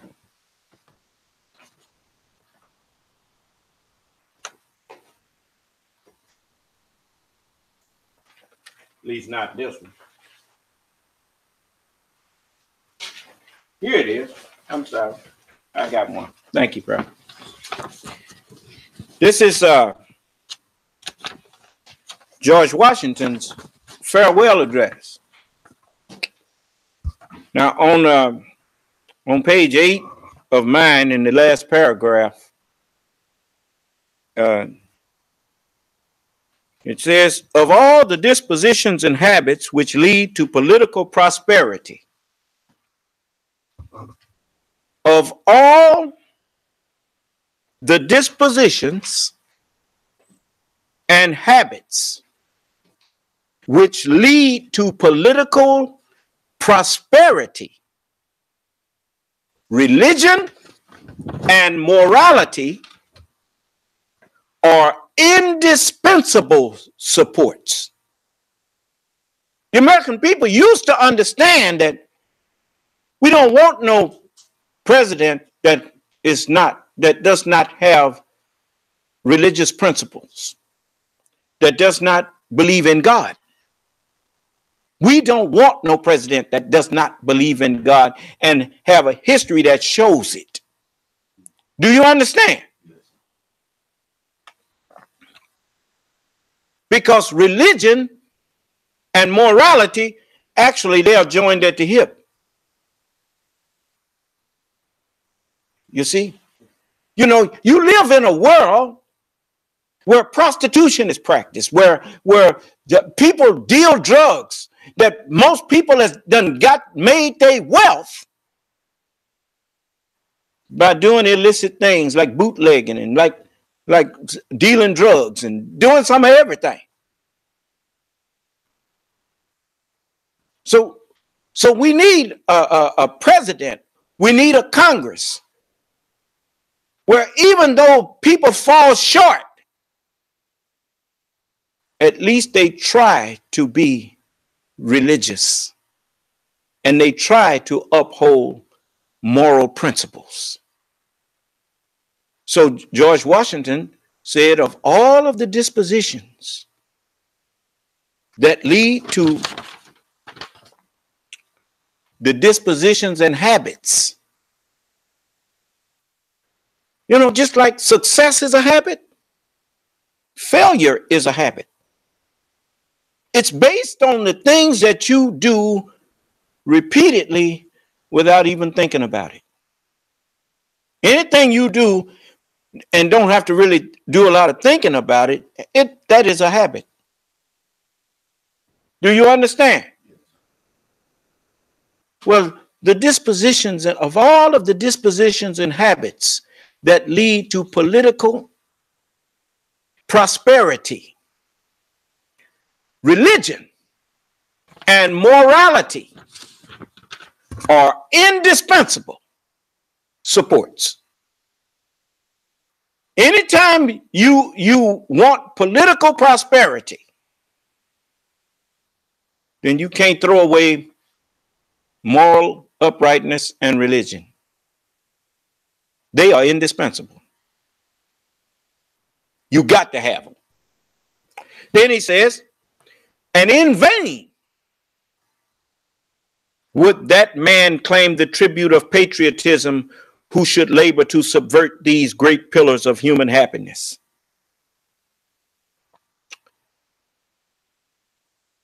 President Trump showed you the truth of that, because he took an oath to uphold the Constitution. And in order to uphold the Constitution, you have to protect the constitutional rights of the individual in America. You remember when them young men took a knee during the national anthem? And he called them son of a bitches? Religion and morality wouldn't have let him do that. And then, because of his religious principles and his moral consciousness, he would have remembered that I don't like what they're doing, but in America, they have a right to do that. And I'm going to leave that up to them. But because he has no religious compass, no religious principles, and therefore he has no moral compass. I said President Trump has no religious principles and he has no moral compass. So it was easy for him to come out pretending to be a patriot, pretending that he cares about the flag, and he doesn't. He proved that when he ducked out on the draft. Huh? Don't no patriot duck out on the draft, especially a white man. This is his country. What do he look like? Somebody he loved the country, but he will not defend it.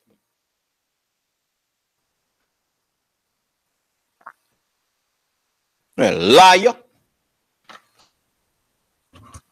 But anyway, in vain would that man claim the tribute of patriotism who should labor to subvert these great pillars of human happiness. You know how you subvert a thing? You undermine it. That's what subverting is. You undermine it. Part of subverting religion is to falsely claim it and then make it appear that the religion is nothing.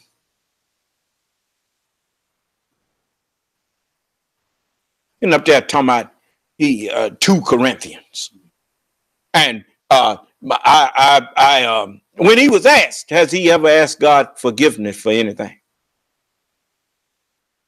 His short answer was no. But the long answer he gave was, well, I don't try to ask for forgiveness. I just try to correct myself.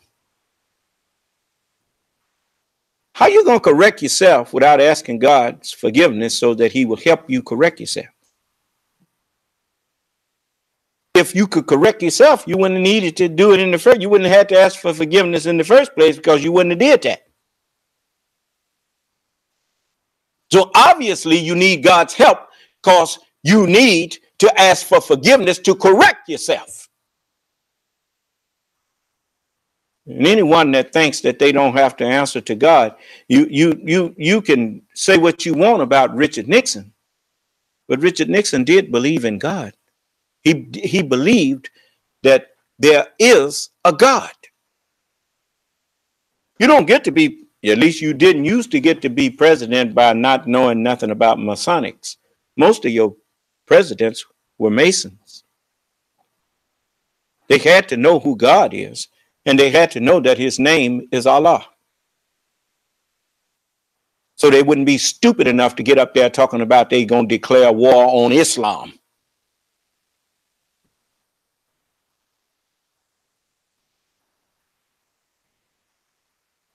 But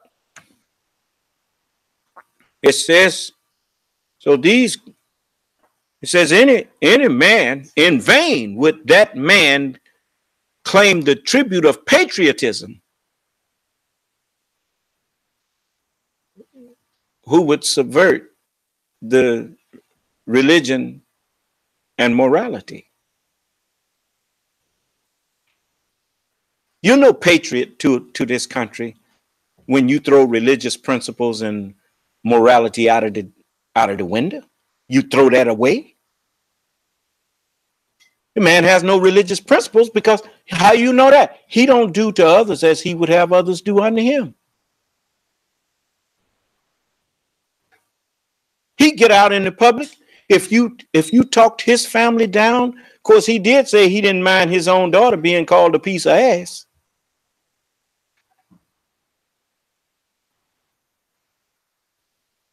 That man has no morals because he has no principles.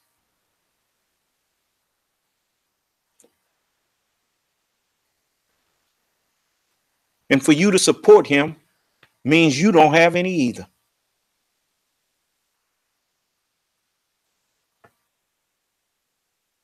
You come in here with your nasty mouth to me, I'm going to throw your behind in hell.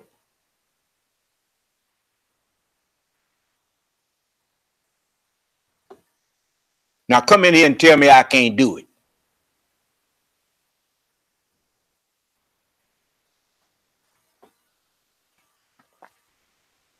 So this, now you see they're catching him in his lies.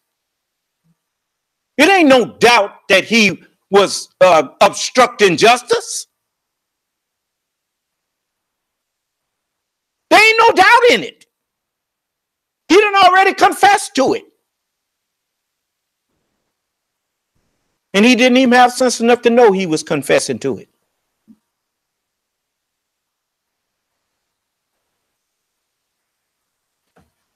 Just listen. You just heard McGahn called Yates back to the White House the next day, January 27th, with further questions about Flynn. That was a morning meeting. They're talking in the morning. And then that very same day, around lunchtime, so presumably shortly after Yates and McGahn wrap up talking, the president, out of nowhere, invites James Comey over to the White House for dinner, according to Comey. He called me at my desk at lunchtime and asked me, was I free for dinner that night? I called himself and said, can you come over for dinner tonight? I said, yes, sir. That evening, January 27th, President Trump and Comey have dinner at the White House, and that is when Comey says Trump asked for his loyalty. About 2 weeks later, February 13th, President Trump fires Flynn on the same day the Washington Post reports the White House had known for weeks about what was really discussed in the Flynn-Kislyak conversations. February 14th, the very next day, in an Oval Office meeting, Trump asks Comey to end the investigation of Flynn, according to Comey. MSNBC legal analyst Nick Ackerman, former assistant special prosecutor for Watergate, joins me now. And man, oh man, whatever happened in the underlying Russia question, and this all relates, right? Because the lies are about that. Sure. But just this set of facts, the fact that he said in the interview with Lester Holt, I fired him over the Russia thing, asking Andy McCabe on his first day he voted for, it really does look like you've got a plausible case for obstruction in the face. Beyond a reasonable doubt, I would. Oh, well, that's very confident of you. I'm very confident. I mean, what you didn't include in that timeline was the December 28th timeline when President Obama announced the sanctions on Russia for interfering in the election.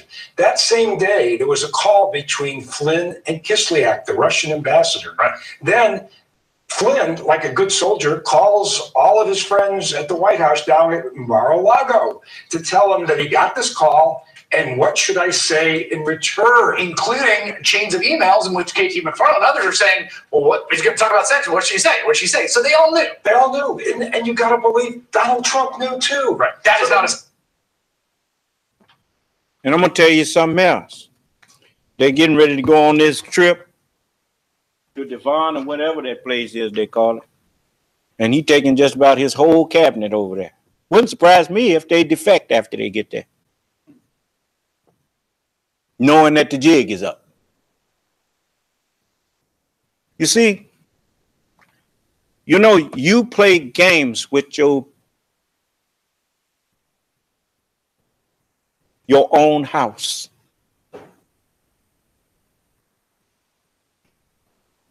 You know what the book says about those who trouble their own house?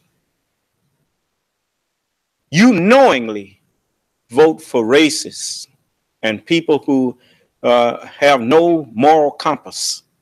You knowingly vote for those people and put them in charge simply because you hate a segment of the community, thinking that somehow that their hatred is going to be confined and their actions, their evil actions are going to be confined to just that people that you hate, while you don't realize that the whole country is interconnected. I heard people, I couldn't believe these people sitting up talking about it's a good thing that the dollar have been devalued. Yeah, I was listening to, I think it was the MPB or whatever, talking about it will create more people buying from America.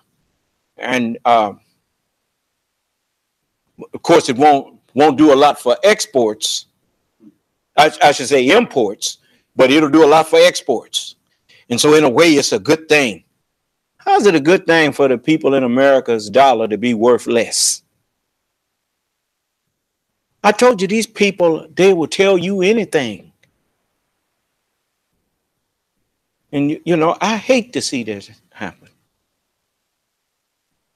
Not because, I mean, they ain't got nothing no way. So it ain't no big thing to me. You needn't think you're going to hurt me. I'm used to getting by on nothing. Are you? I don't eat but one meal a day, and sometimes I don't even eat that.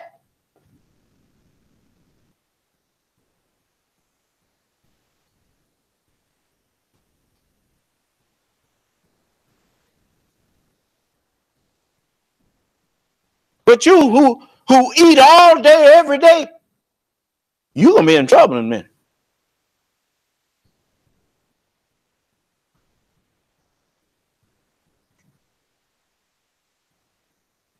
You put these crooks up there. And I'm so, I'm praying for Mr. Mueller and those patriotic people in the FBI. I'm praying for their success to go and get all them crooks and make an example out of them. Here, this country done made them people rich. And their way of saying thank you is to destroy the country.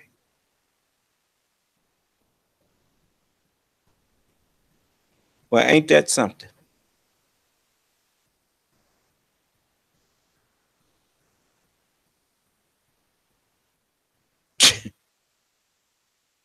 You know, Donald Trump, his daddy immigrated to this place, to America, and made his fortune.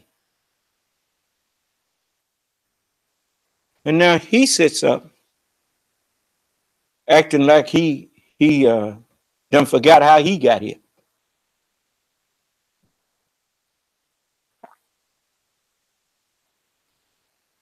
And the very cornerstone of America was its open door policies to people who were being oppressed. And that's one way that America had of kind of making amends for enslaving and for the history that America has of oppression and enslaving us. That's one way they had of making amends. By inviting, he said, give me your tired, your poor, your huddled masses yearning to breathe free. The wretched refuse, those who you don't want, you give them to me.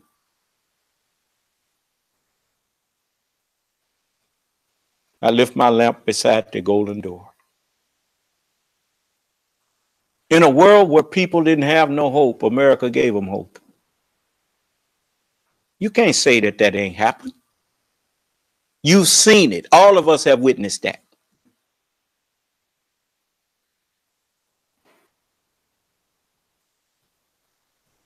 So because you hate it, you don't want to remember that?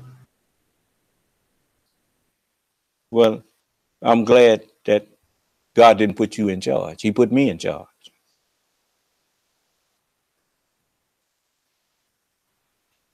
So, I hope that the FBI live up to their reputation. They are professionals. Here you got people sitting up in Congress, don't know the first thing about investigating nothing, talking about they investigating the FBI. So now they ain't satisfied that they done took over the executive branch. Now they're going to take over the investigatory body, the investigative body. They're going to investigate better than the FBI. Ain't that something? And I guarantee you, every one of them that's boo-booing all over the FBI and that organization, I guarantee you, every one of them signed the pledge. And if you follow the money, every one of them have been made a millionaire by the crooks that control them. You remember what Grover Norquist said? When the man asked him, he said, so you want to drown the government in the bathtub? And Grover said, no, I want to reduce it down to the size that it can fit in a bathtub, and then it can wonder what we are doing. You're laughing. Well, you get rid of the FBI, you sure will have to wonder what's going on, wouldn't you? No, I'm not going to let you accuse me of not telling you the truth. See, I remember these things. Let me see if I can find it.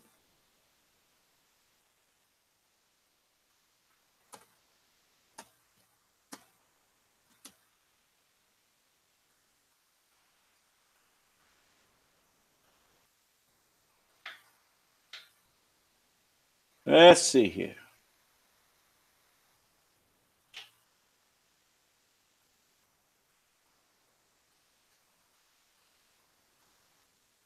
I think this is it here.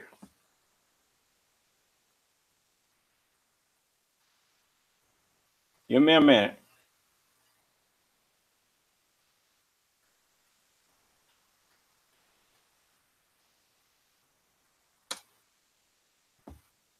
At least I think this is it. Let's see.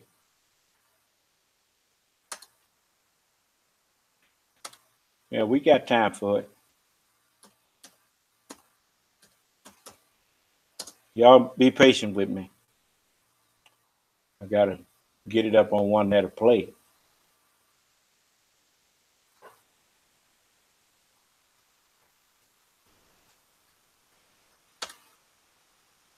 Let's see.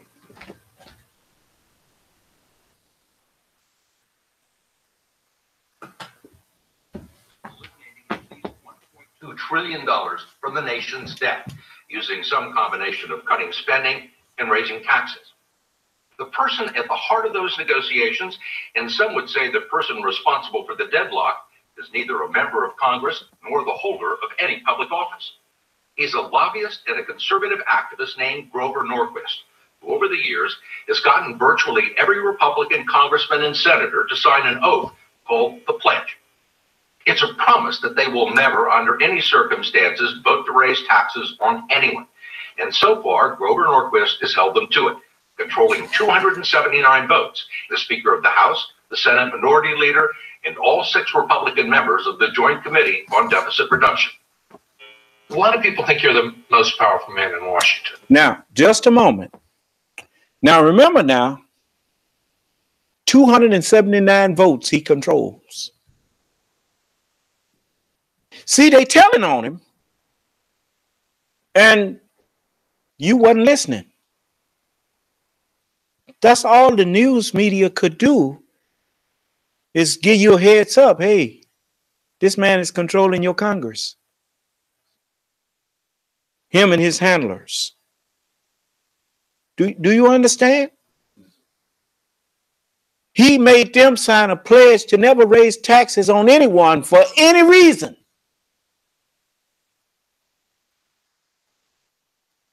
And that's Congress's job. That's part of their job description. Is if the country needs something,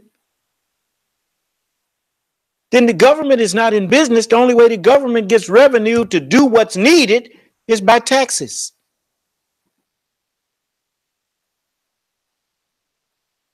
But you got crooks up there. You know, even somebody like Al Capone, and even people who in the mafia, you notice even them, they showed you on The Godfather, they respect the priest.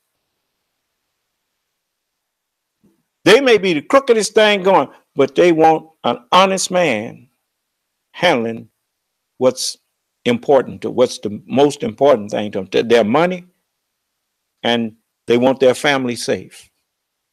Only a fool would try to destroy a goose that was laying golden eggs for him. Is that right?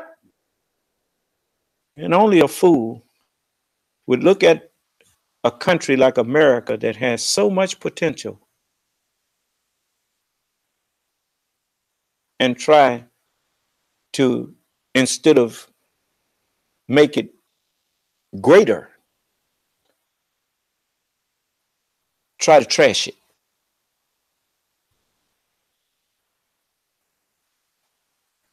America needs to go to the next stage of growth and development, which is spiritual growth and development. America's already been the what you call cradle of civilization. And I like the term cradle because it denotes a baby.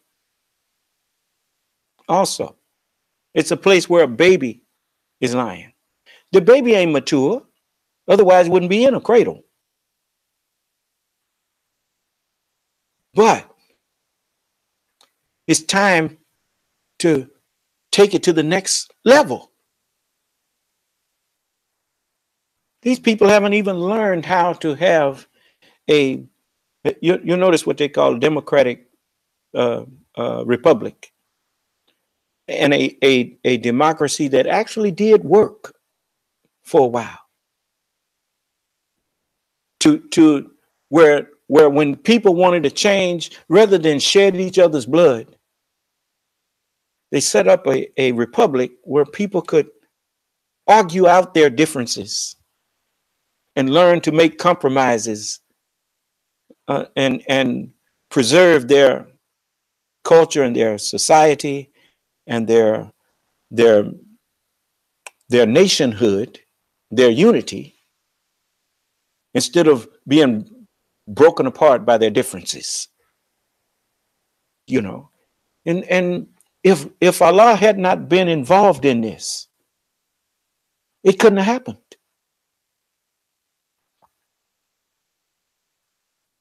And so now here you got this man sitting up talking to white people like he's talking to Negroes. Negroes the only one that you can get up in front of. This is the way we used to be. People get up in front of us and be talking about our demise right in front of us, and we didn't have sense enough to know what they were saying. Now he doing it to white people.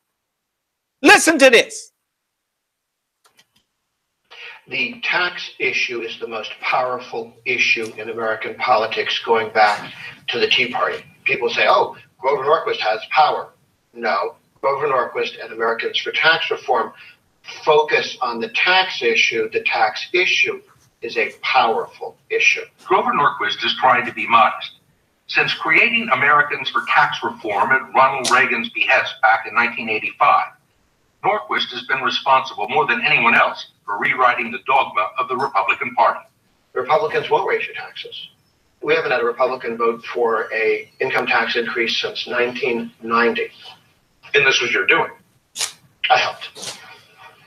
Yeah.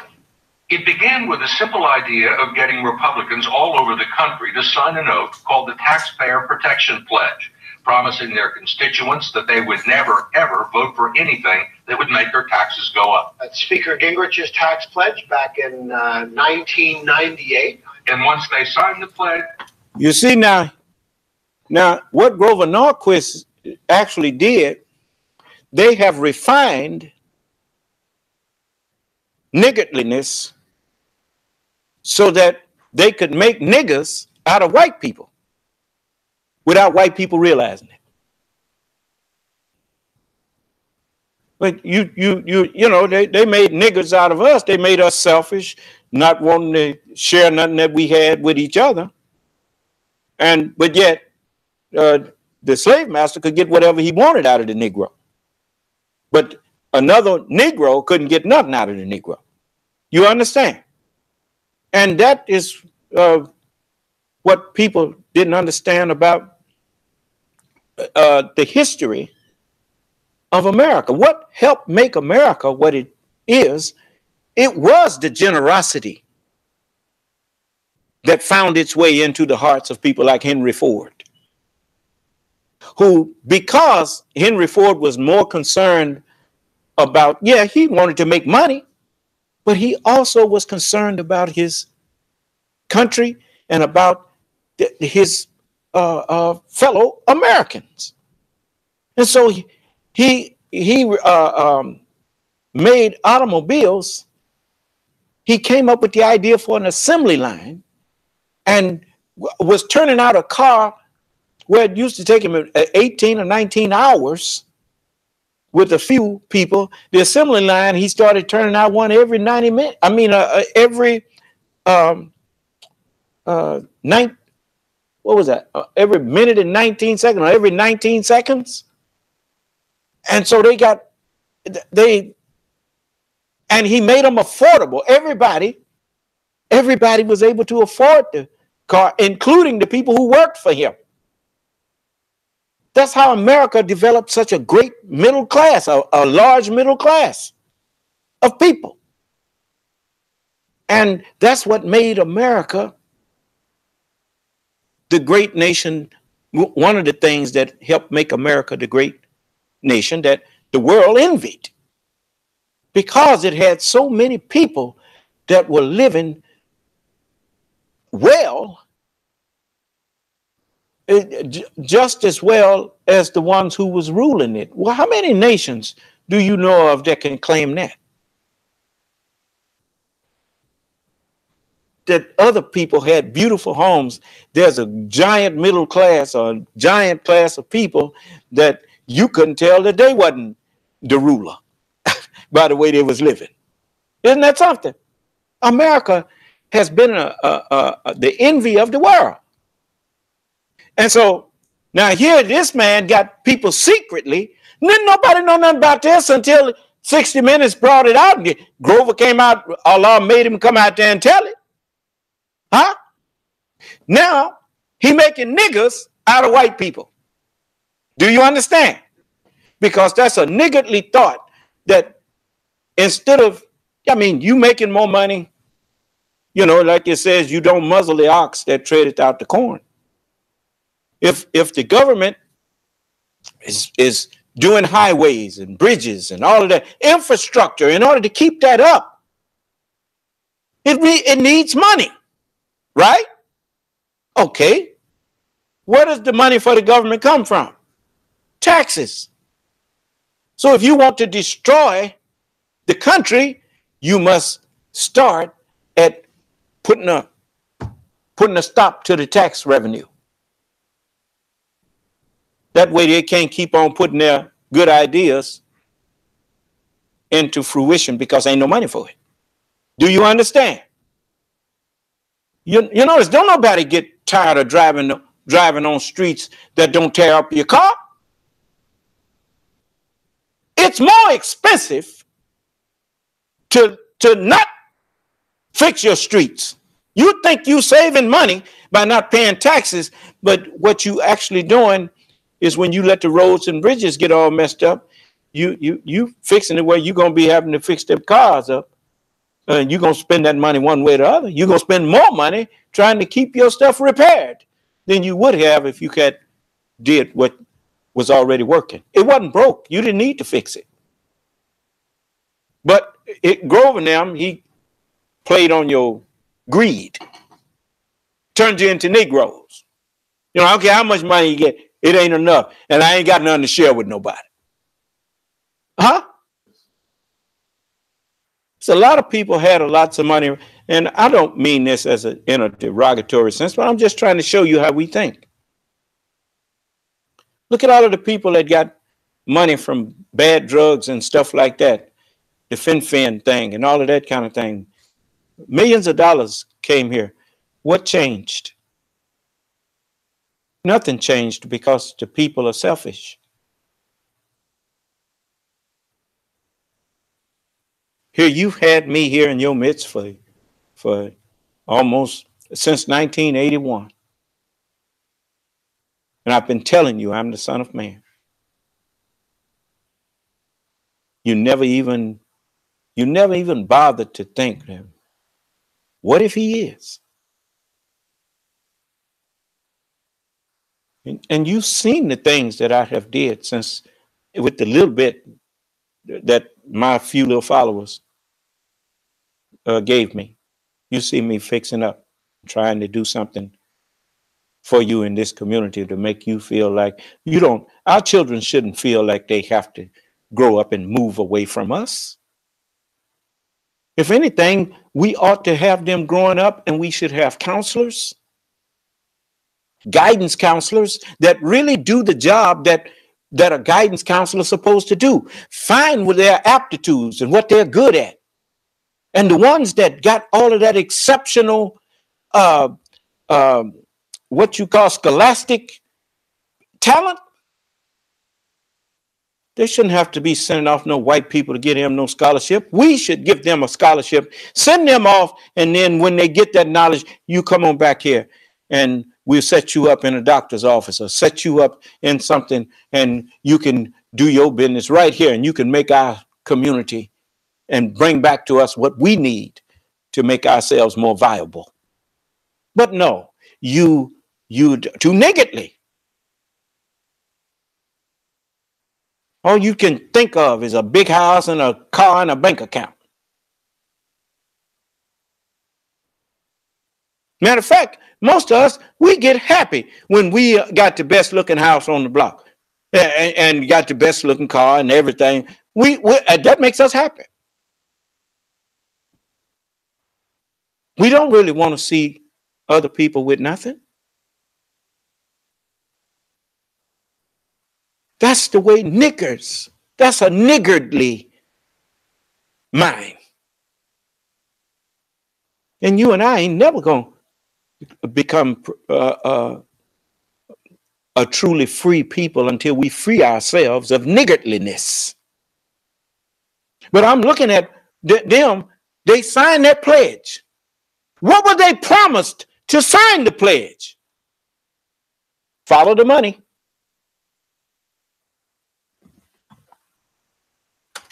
Grover Norquist never forgets.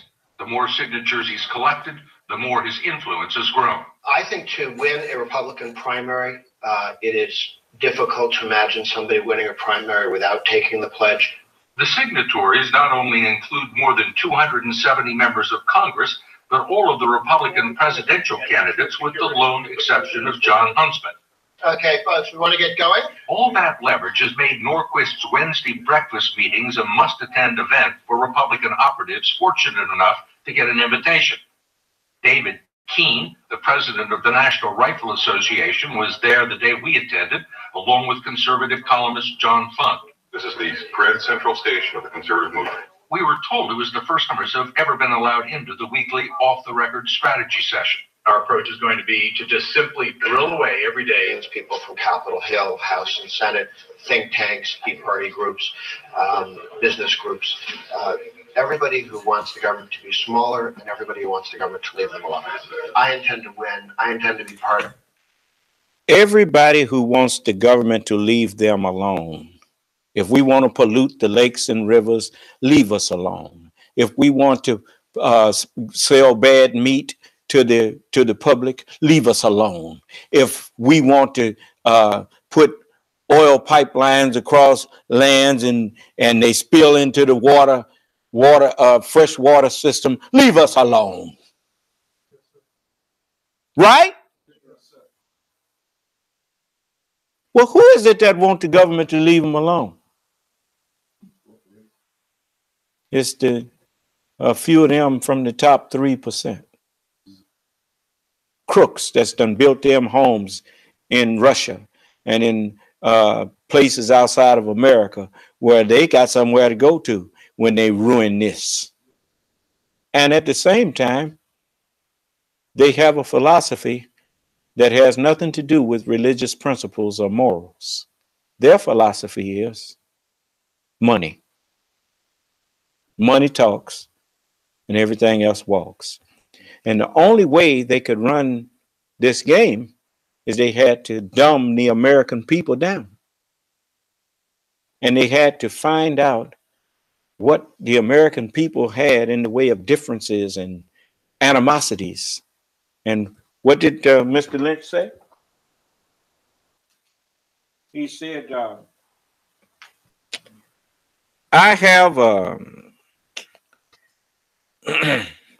I'm gonna read this from Mr. Lynch. He said, in my bag here, I have a foolproof method for controlling your, first it said black slaves. Well, now for controlling your slaves. But you know, most people, they thought that slavery ended with black people. No, that form of slavery ended. And another form began with the wise, crooked deceivers who realized that, you know, they can have the whole country reporting to them, working for them. If they own all of the markets, you notice everything is a corporation now.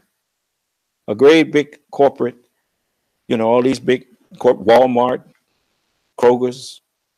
There's a few, and a lot of them, even though they have different names, they are owned by the same people. And so when they know how much you make, they know how much to charge for your lights, for your gas, for your food and commodities, so that they know that you will always have to be working for them. That's called sharecropping. That's what they call it. You know, at the end, you always wind up breaking even or owing a little bit more. We go from, you hear people now talking about their 401ks, and they hoping that they have enough when they retire that they won't wind up in the poorhouse or won't wind up, you know, having to be. I've walked in Walmarts and I've seen elderly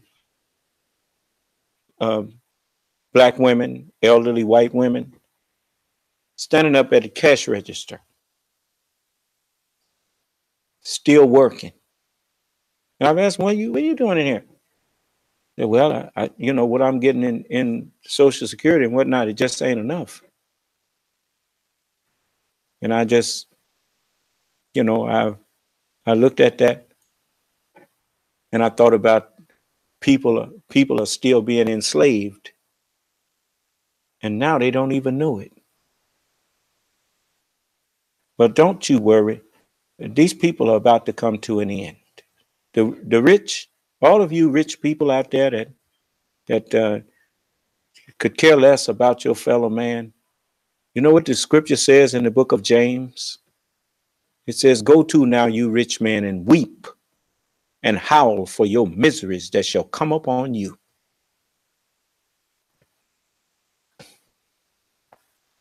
You mark my words. But anyway, just listen to what he says when, what's that man's name? Mike? It's not Mike Wallace. I forgot his name, but the 60-minute interviewer going to ask him a question. Watch what he says he wants to do with the government.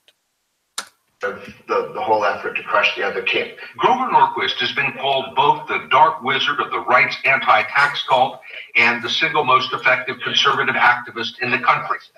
He is a libertarian ideologue who believes that Washington is controlling our lives through the taxes it raises to fund big government. And he said that he wants to shrink it to the size where it could be drowned in a bathtub. You want to drown it in the bathtub? No, we want it down to the size to where it would fit in the bathtub. And then it could worry about what we were up to. I mean, you did say that your ultimate ambition was to chop it in half and then shrink it again. Wizard of the right's anti-tax cult and the single most effective conservative activist in the country. He is a libertarian ideologue who believes that Washington is controlling our lives through the taxes it raises to fund big government. And he said that he wants to shrink it to the size where it could be drowned in a bathtub. You want to drown it in the bathtub? No, we want it down to the size to where it would fit in the bathtub. And then it could worry about what we were up to. And you just... You notice. He said he want to shrink it down to the size that it could fit in the bathtub, and then it could worry about what we're up to. So you get rid of the Justice Department. First, you get a president in there that's not actually a president, but somebody who's there to, in a metaphor that he knew you didn't understand, drain the swamp. That's just another way of saying get rid of the government. And you see, he been in there getting rid of the government too. He done laid off a whole lot of people and didn't replace them. Getting rid of it. And you sitting up here patting him on the back. Now he's trying to get rid of the Justice Department, the FBI. He's trying to get rid of them so there won't be nobody to watch him. Huh? Won't be nobody to look out for the crooks that is wanting to run game on you. And you sitting up there helping him. You better wake up. Hey, how many of y'all think I'm lying? Now, let me let you hear this, because while you think that I'm not telling you the truth, I'm going to let you see this. Just a moment.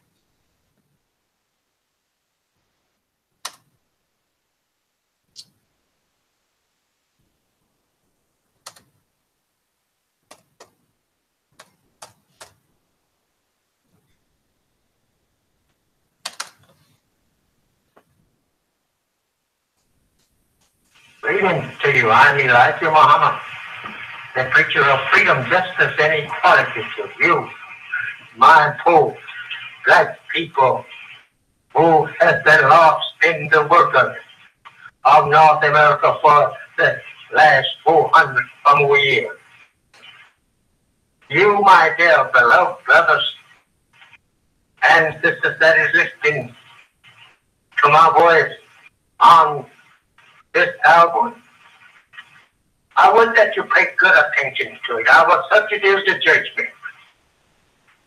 Judgment has been taught, and we have been warned that it is a day coming that we all will be judged. And whosoever Allah has mercy upon, that person have a great reward bestowed upon him. Because we live in a world guided by the open enemy, the devil himself. Therefore, being lost from our own people, wherein there was no one to teach us, no one to help us. All teachers was prevented from teaching us a very pitiable condition. Our fathers, belly, when captured by our enemies, the open devil in our native land. Through this defeat, here we are today on trial before the God who will judge us all. Who will this God be? The Son of Man, both Bible and Holy Quran declares. He will be a man, a son from a man, son of man. Not a formless spirit that the scientists, scholars of religion have given this name. So that judge on that day, the day of judgment in which we now live, will be a man. For only a man can judge rightly between man and man, because their nature is alike. Anything other than a man cannot judge our affairs, nor guide us in the right way that we will be successful. It's got to be a man. That when is the day of resurrection. This is the day of resurrection. You're living in it. When is the doom coming? When will be it taken place? Don't hurry for that day, because you're living in it now. He told you, and you didn't believe him. Now what he warned you and who he warned you about is standing here talking to you, and you don't believe me. Well, you're not going to be able to say, I didn't try to tell you. And you're not going to, when you ask yourself, why didn't I listen to him? Because the white man didn't say nothing to me. He know I'm not lying. There's no way I could know the things that I know if I was not who I claimed to be. If I wasn't the Son of Man, who taught me all of these things? Did you? Then how come you didn't already know him? And when I ask a question, why I'm always the one got to answer it?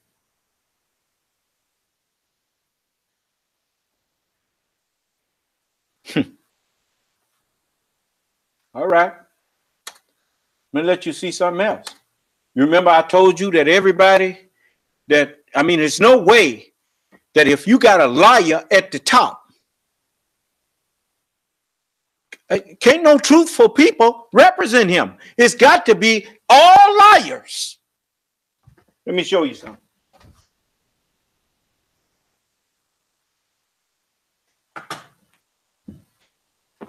Now, I want you to pay attention now.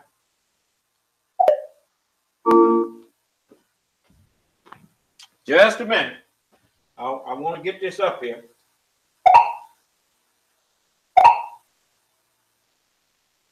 It is right here.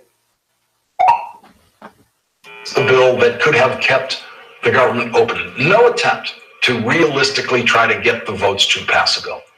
And instead, the majority leader asked for a vote on a bill that he knew would lose. The Republican leader, Mitch McConnell, asked for a vote on a bill that he knew four of his Republicans were going to vote against. They told him that ahead of time. And they were going to vote against it mostly out of disgust with the way their own party approached this legislation. And so we got the first shutdown in history of a government completely controlled by one party. And then that party spent the weekend lying about what happened. Now, I'm sure you're all aware of what's going on in Washington, D.C. Despite bipartisan support for a budget resolution, a minority in the Senate has decided to play politics with military pay. But you deserve better.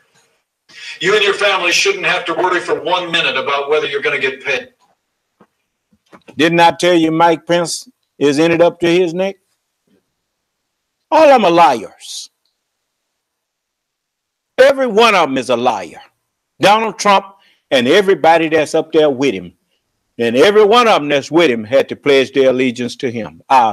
He already showed you that. I thought your allegiance was to the Constitution and the American people.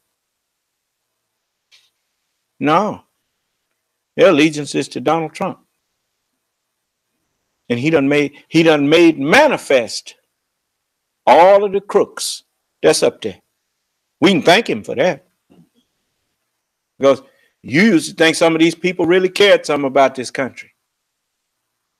But how can you care about America if you don't care how America looks in the eyes of the world? I mean, would you take your mother out there and strip her naked in front of the world, or march your mother out there and do things, or your parents out there and do things that embarrasses them?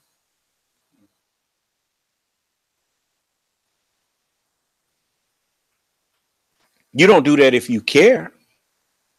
But if you don't care, you don't care how she looks. Because as long as you look good doing it, they pat you on the back for doing that. But you know, our God, the word of God says, as thou hast done, so shall it be done unto you. You gave us people that you knew were Uncle Toms and didn't care nothing about black people. And you put them out there on TV and showed us and showed them to the world as though they some leader for black people. Now you know how it feels to have a man, and many white people know that man ain't fit to be over a high school, let alone over the United States of America. And yet he's there. But now you know how I felt. Now you know how black people who had a degree of intelligence feels when all of these people who are very unqualified, you stand them out there to speak for us. You remember that time I had the interview with Congressman Benny Thompson? And they talked to Congressman Thompson about what he said to me, but they didn't bother to talk to me about our conversation. You remember when President Obama, then Senator Obama, was running for Senate, and Jeremiah Wright was saying some kind of controversial things? They found Jeremiah Wright and interviewed him, didn't they? How come they didn't find me and interview me?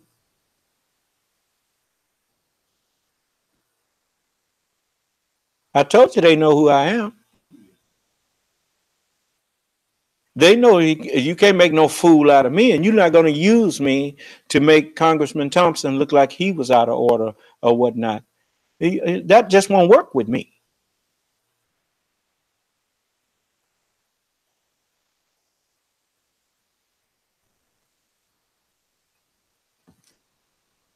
You've seen many people have conversations with me thinking they're going to come in here and show me, like Mr. Neubauer. He thought because I agreed to go to his forum and let him be in charge, that somehow something was going to change, that he was going to somehow show the people that I'm nothing.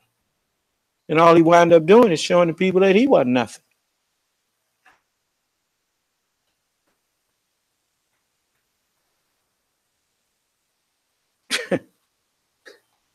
So I'm not a person who stands up and postures.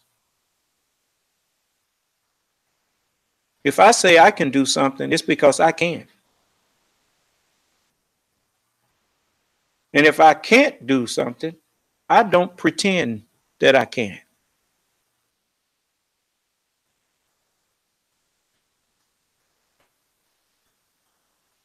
Now, you see Mike Pence stand up there lying. Well, just trying to make it look like the shutdown was caused by the Democratic Party. It was not caused by them. Everybody heard Donald Trump say if a bipartisan support was for something, that if they got that, he would sign it. And when it came time to sign it, he refused.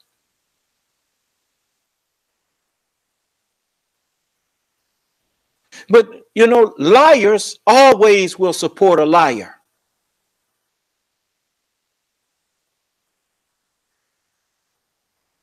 But like I said, that's how you catch them. If you want to know who's for wrong, then you have to let someone lead the way. You have to have a magnet out there, something to attract. And then when people think it's okay, then they come out there and they show that they with him. And that's how you find out who's really who.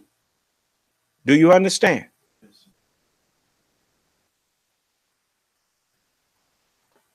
You wouldn't have believed it if they tried to make a movie about a president attacking the FBI. You wouldn't have believed nothing like that. No. Because that's undermining, but you wouldn't have never heard a president call the American justice system a joke either.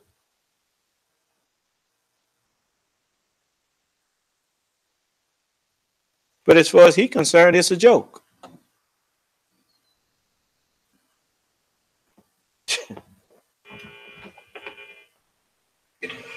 As you serve in the uniform of the United States.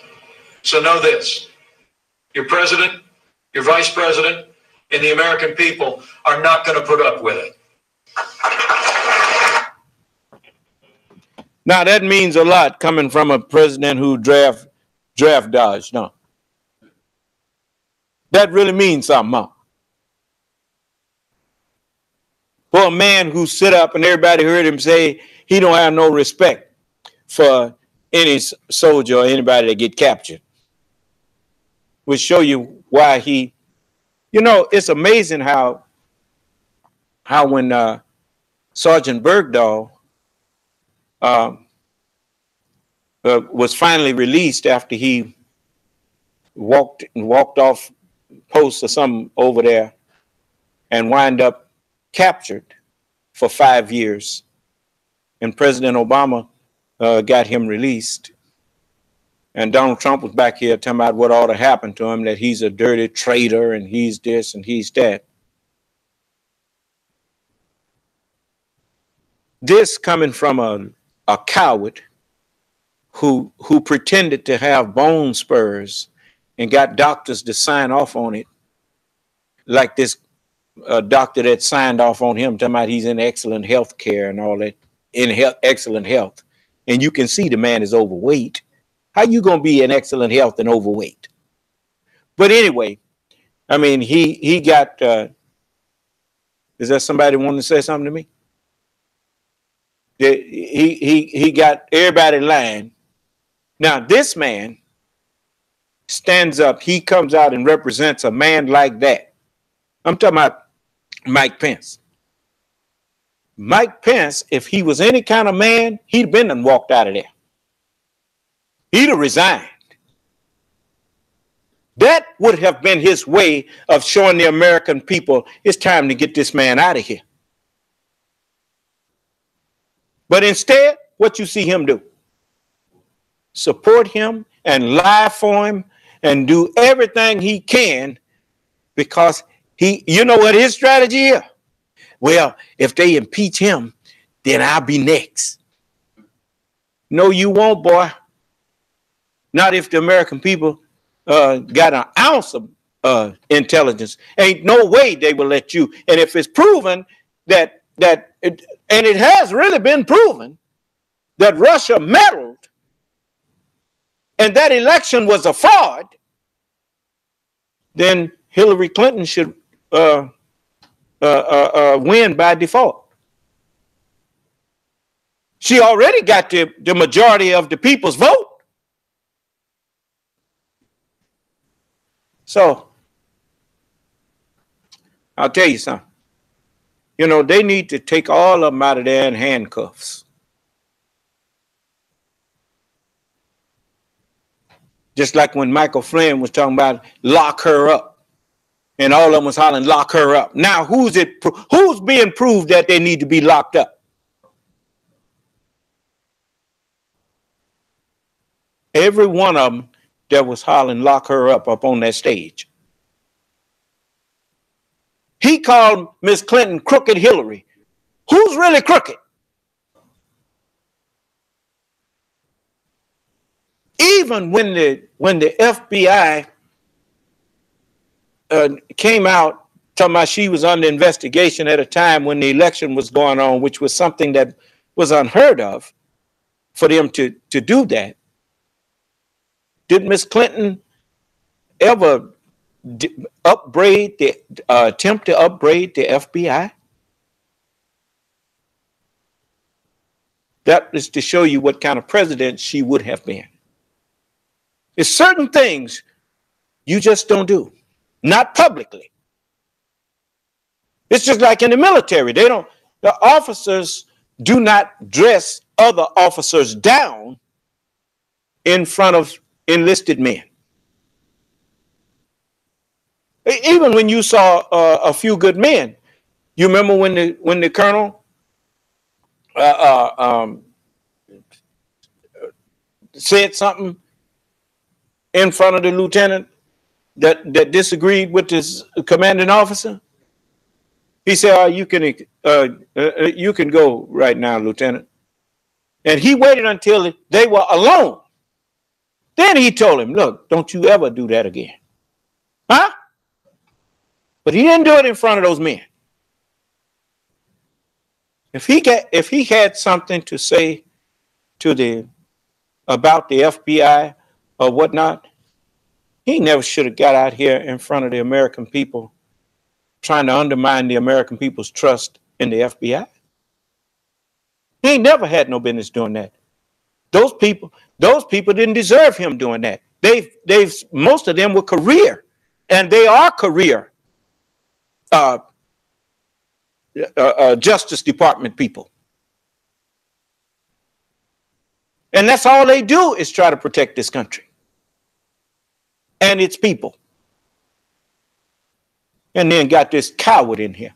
He's a coward.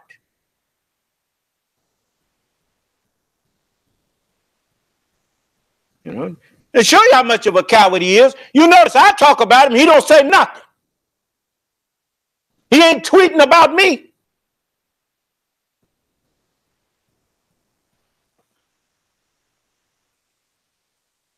If he do, he'll do it on the slide and hope I don't catch it.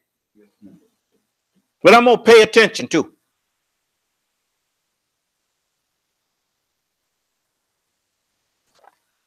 You know, I don't like, I would, if a person is your enemy and they are a man about it, it's like Thomas Robb. I respect him. I even respect David Duke. You know why?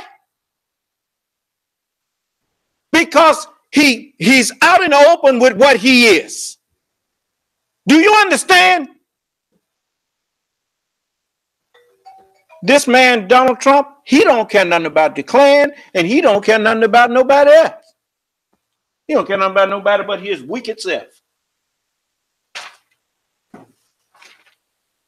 He don't even care nothing about his own daughter. No, he don't care nothing about nobody.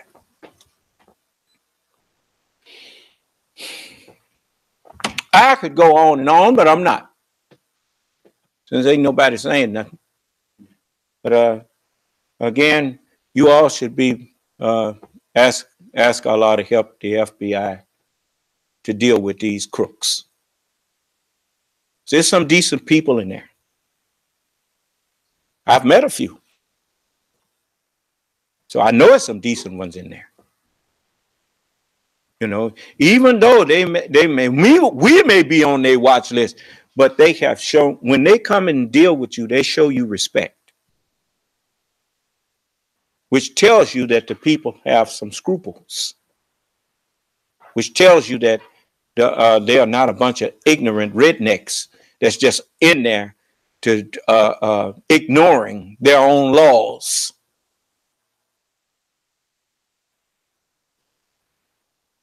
So like I said, it's quite a few of them leaving and going over to Devon. They may not come back. They may decide to defect because they see the handwriting on the wall. So, and ain't you gonna feel mighty cheap who supported such a man as that?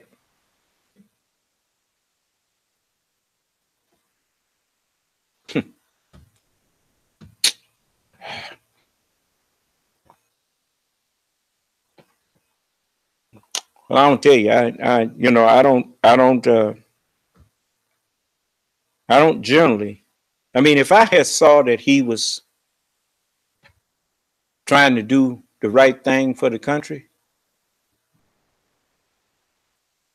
I would have said he used poor political practice, but it was just a ploy, and I guess it worked. But that man ain't changed one little bit. What you saw with him doing wasn't no political ploy. That's him. So we are off the air on the station here in just a moment.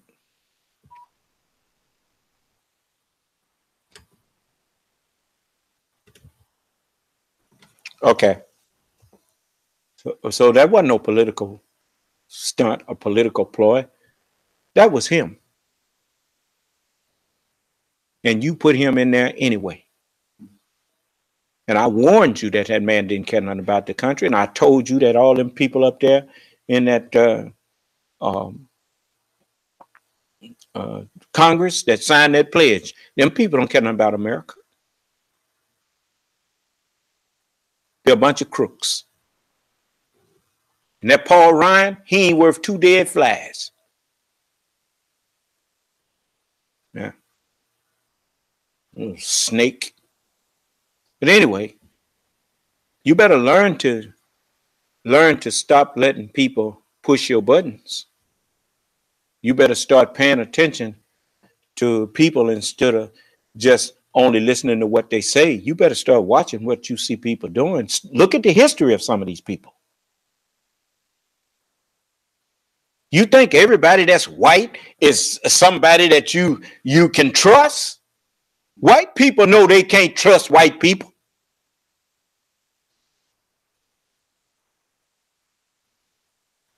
What you got a Better Business Bureau for? Because it's a lot of crooks out there. You better wake up. All right. I know one thing, I ain't got no blinders on no more. If you think your skin gonna get you by with me, you got another thing coming, a whole lot of other things coming. Because I ain't just listening to what you saying, I'm watching what you doing. Yeah. And I say to all of you all who don't want to be deceived, you better watch what people are doing. Study their history. And if they have a history of anybody that, when you saw The Godfather, you remember when the man, they used this term a lot. It's nothing personal, it's just business. You sure that's all you want for president is somebody that you say is a businessman? You better get somebody in there that's more in line with the one that you call the father of your nation or the father of your country, the founding fathers. You didn't call them the founding businessmen. You called them the founding fathers. You know what the difference in a businessman and a father is the difference between a mercenary and a patriot. A patriot will lay his life down for the cause that he's fighting in. The businessman will cut and run and cut his losses and run away. Do you understand? All right. So I'm going to let you go now. I pray Allah that He help you receive what I had to say. And in the spirit that I meant it. I meant it to help you to heal yourself of the poisonous mindset that blinds you to people that, you know, it's like the term colorblind. I learned not to be colorblind anymore. Just because somebody look like me, that don't mean that they are sinless. It does not mean that they are innocent. It does not mean that I can trust them. You're going to have to show me that I can trust you. So I hope everybody wakes up to that truth. May Allah bless us, keep us safe and in our right minds. May Allah's Salam Alaikum. Your conference recording session stopped. Bye.